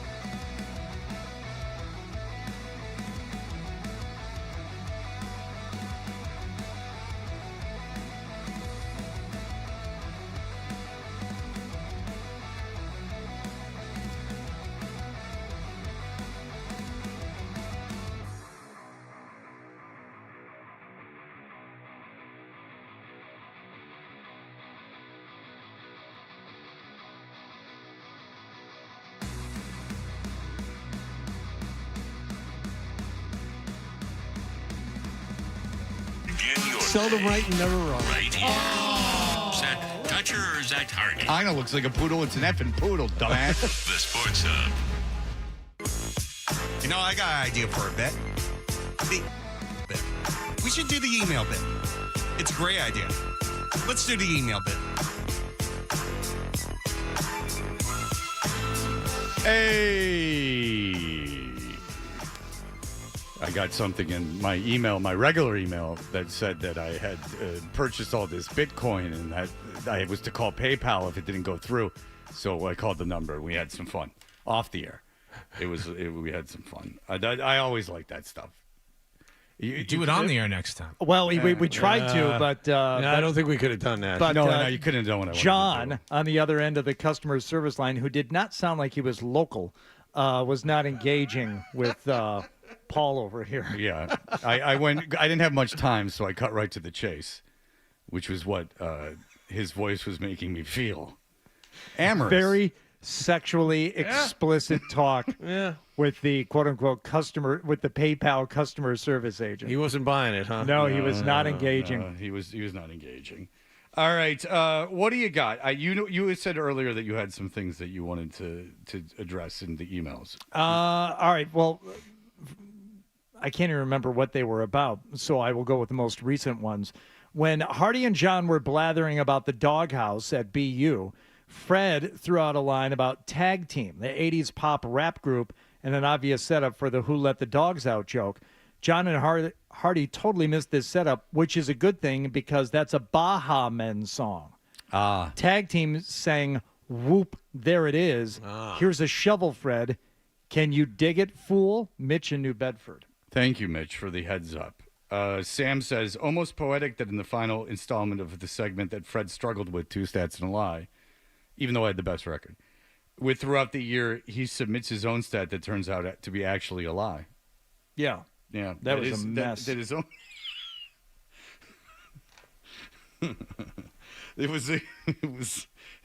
stop. Just stop. Just stop. I got one yesterday from David. He said, when we were talking about Malcolm Butler and how the Patriots should have won 3 Super Bowls in a row, and he said, I hate this argument that if you play Butler, you win that game. How do you know? How does anybody know?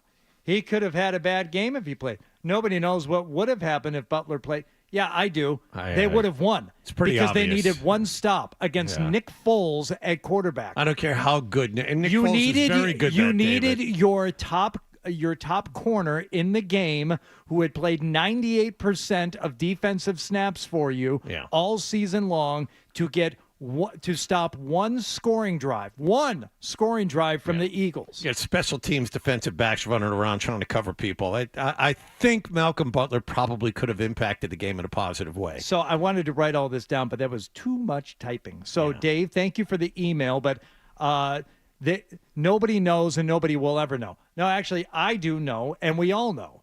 If Malcolm Butler had played in that game, the Patriots would have won. But bum. There you go. Now you know. Well, you don't have to say no one will ever know anymore. You know. Mm-hmm. I mean, he has a point. I mean, you certainly don't know unless we simulate. I just got through saying now you do know. We do know. We know. No, you're making a case for how it could have happened, but no one knows. Yeah, we pretty much know. No one knows until you roll them dice what they're coming up, my friend, even if they're weighted. You know our friend Blind Scott, and we played Ben Maller yesterday, and he got on Ben Maller's show, and he was trying to set you up with their producer. Yes, it's funny because John from Vegas emailed me yesterday, and he's like, "Hey, I'm thinking about starting to do stuff again." John from Vegas is the Sarge Sucks guy that took it to this like incredible level. I actually thought it was all really funny. He did something at Pucks and Paddles to do some. I didn't quite understand what was going on, but he created enough chaos that I think it was pretty funny. I guess. Yeah. So Ben Maller, Blind Scott called Ben Maller, and he goes like, "Hey, Fred's single. There's some woman apparently on Ben Maller's show," and he was like, "Hey, you should get together." John from Vegas is like, "I'm going to start calling shows with females on it and seeing if they'll go out with you." That's going to be his new Sarge Sucks. Perfect. You want to know some information about this woman? Blind Scott emailed me. Oh. She's from Oregon. Her dad is 76 years old. She seems like a real sweetheart. She lives in the Los Angeles area, and she works with Justin Cooper, the childhood star from the movie Liar, Liar, and Dennis the Menace. I do like his last name. Yeah. He's the producer on the show. I don't know if you knew that. Well, I did not know that, Blind Scott. You don't want to date the best guy in radio? Mm-hmm. Give it a shot. Just because you can't vote don't mean you can't yadro. Mm. You know, he has these Yatra clowns that he likes to collect. I don't collect them. Yeah, my old father-in-law collected them. Give him my number, Scott. Oh. I bet you Scott has her number. He seems to know the age of her father and where she's from originally. I think that Mahler audience is very tight-knit. I was going to say insular, but yes. I think it's like a lot like the YouTube people that have been around for a long time. They all end up banging each other. That's a very good comparison, right? You know what I'm saying? Yeah. I think that there's been relationships based on people's being on YouTube together. I know the original fans of the show on WBCN are still in contact. Yes. Like up till this point. I know that for a fact. Yep. Oh, yeah. Like they become this like small, like when you have a show like that, it becomes this show's self-sustaining community. They had a name for themselves too. Yeah, which you can't do. But the thing is that now the show is too big. Like now the show's like this other thing. But when it was like this small, like very dedicated audience, they all kind of like mixed together and there were real friendships for them. It's funny too because whenever this show in any incarnation has done live appearances, they will show up and they have their own section of whatever room we're in. They hang out together. It's very true. They were actually part of the reason I think that we didn't get fired when the Sports Hub started is that tight, loyal audience that showed up to everything, I think was a very large part of that. No, 100%, because the back in that era of radio, like we did a lot more on the streets, and there was a lot of, if you were able to pull a crowd, that was a positive thing. A lot of success was gauged on that. So I still stand by, and I wish you could still do it. The idea of the MySpace party, I think that was a brilliant idea I had. So what the idea is that, okay, we're having a party at this location for the station. Now, here is the MySpace page. This is back in MySpace. Here is the MySpace page for this event. You guys get on there and start communicating. So when you go to this party, you already know people. Like you see an attractive woman, a woman sees an attractive man, they start talking, then they meet up at the party, and kaboom. And the first one we did, if you'll recall, I don't know if you recall this, a literal line around the block. I think it was at Bill's Bar on Lansdowne Street. There might have been, 700 people in that line. Like that was the one. Waiting to get in. Yeah. That was the one with Wendy. Ah, Wendy. Yeah, Wendy. She's like just traveling the world taking pictures. I don't know what's going on with her. See, and now what people do is they just do all that socializing and lead up to a party online through various platforms, but then they never bother to meet up. Yeah. It's like, what's the point? Why do I have to leave the house? I'm having all the interactions, socializing I need here in my room. Well, that's an interesting problem because women I know this, like younger women are having trouble like getting guys We were to talking follow about through. the college women, like getting guys to follow through because they call them idiots on dating apps. No, she was in her 40s. Oh, go ahead. Refocus, Fred. So, but this is like this deal, like because guys are watching porn so much, and that kind of takes the mojo out. Like once you watch porn twice a day, your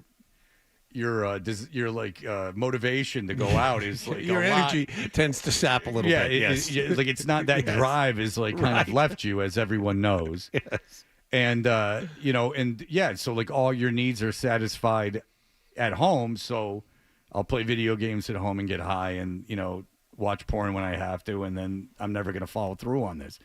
So then you get Bill Belichick with a 24-year-old, because he follows through. Mm-hmm. Bang, bang, bang, bang, bang. Do you see the picture of her? She's wearing like a leather jacket. She had like a costume change at the Super Bowl. Yes. She's wearing a leather jacket like they used to sell at Phipps Plaza with a leather jacket. I guarantee it's like a $20,000 leather jacket. And those super ugly ones, they used to make them for NASCAR or like hip hop guys used to wear them. You would see these like tied leather jackets and they were like $10,000. You'd be like, what? And it had like a bunch of patches on it. and she was posing for photos while Bill sat because you can't ask Bill to stand up. I know. There's His only knees will crack. Only a couple minutes Madam at a time. Cinnamon Black? That's his rap name. Madam Cinnamon Black? Yeah, there you go. Yep. One more email here about the Kendrick Lamar halftime show. David said, this thing is irritating me. People like Fred, who are big fans of him, say it was great, and then there's the people that said it was terrible. The truth is in the middle. I didn't know about the Drake stuff, but now that I know about it, yeah, it was quote-unquote cool, but let's be real, the whole performance altogether was just fine. Jim Murray said it best, said it was very a small niche percentage of the audience that knows about the beef between the two. Everyone else was It lost was at the also time. a macro statement about, I mean, there was all that stuff with Samuel L. Jackson, like the dancers. There was a macro statement there. He was making a statement about his role as an agitator on the outside and how that goes against how the United States is now. There was a bigger plan. You know, Kendrick Lamar, say what you will, about what you like him as an artist. Like, he's a brilliant guy. Like, he's a man with, like, these thoughts. He's not, like, just talking about, you know, dealing drugs and, like, killing people. Like, he's a big thinker, like a inventive thinker. There was a lot more to it than just the Drake thing. The Drake thing's interesting, but the guy that emailed you, that's not the point. If you didn't like it, you didn't like it. That's fine. It's this notion that you were going to get, like, super upset about it. Yeah. That it somehow was an affront to you that you didn't like the halftime performance. Or the notion that no one knows what it is. I would argue it's not even a niche performance. He had the big, that, not like us, was like omnipresent it was on the news. Drake, the biggest artist, streaming artist in the world, next to Taylor Swift, is suing the record company that put him out because he called him a pedophile. Like, how are you unaware of all this? I don't know anything, and I know what's going on. I didn't even know how real cash works in the NFL compared to salary cap. I had something to ask. we learned. Yes. I heard it. I hear it all the time, like I'm supposed to know. All right. Yeah. I mean, I heard. If you don't like the song, fine. But I've heard it a billion times, and I don't know anything. All right. We'll be back in just a moment.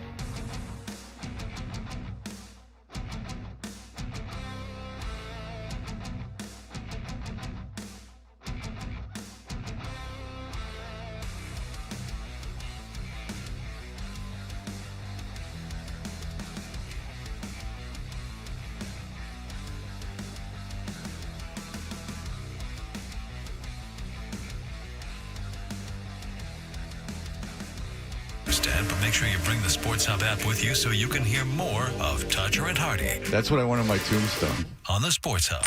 We know what you're thinking. What could I possibly have missed from the show? It's time for The Stack on Toucher and Hardy. Yeah, we're Toucher and Hardy, brought to you by FanDuel Sportsbook. Make every moment more with FanDuel. You should tip your cap, John, to Hardy today because he's been dealing with a very unpleasant situation. Oh, I didn't know that. What happened? Well, I've had to go to the bathroom all show, and you know that can't happen here. So, Yes.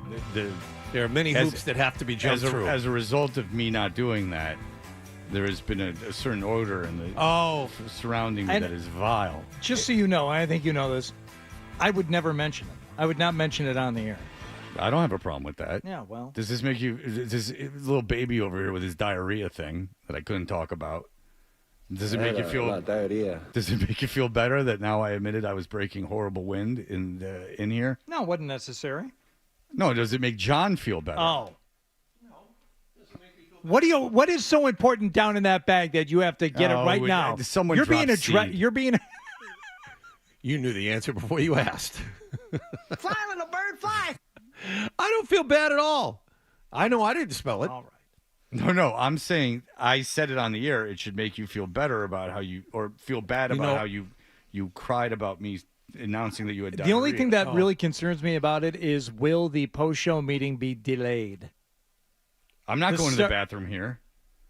Oh, well, maybe it'll be shortened then. It's not an emergency. It's just I won't go to the bathroom here. Okay. I won't. All right, this is both a good and bad thing, I think. Netflix has confirmed the cancellation of a documentary about Prince, which they have been working on for 7 years. The reason that they're giving is the award-winning director Ezra Edelman, who made O.J., Made in America, delivered 9 hours of material to Netflix instead of the agreed-upon 6, which gave parties the right to say, no, you breached the contract, now we're not doing it. Prince's estate is the one that said, oh, no, that's not what we agreed to, so now you can't use his music, and there will be no documentary. Apparently, they were truly upset, not about the length of the documentary, but the tone that it was taking. Did you know what the tone was? Yes. What was the tone? According to a New York Times previewer, they said this Prince documentary is a cursed masterpiece that the public may never be allowed to see because it portrayed Prince as a, quote, creature of pure sex and mischief and silky ambiguity, was also dark, vindictive, and sad. The artist who liberated so many could be pathologically controlled and controlling. The film is sometimes uncomfortable to watch. Ooh. Oh, now I really want to see it. And they include details of Prince's relationships with former partners accusing him of physical and emotional abuse. Edelman last year said he was devastated that 4 years of his work now faced abandonment. I really want to see that. So I have long believed that Prince was probably not a good guy.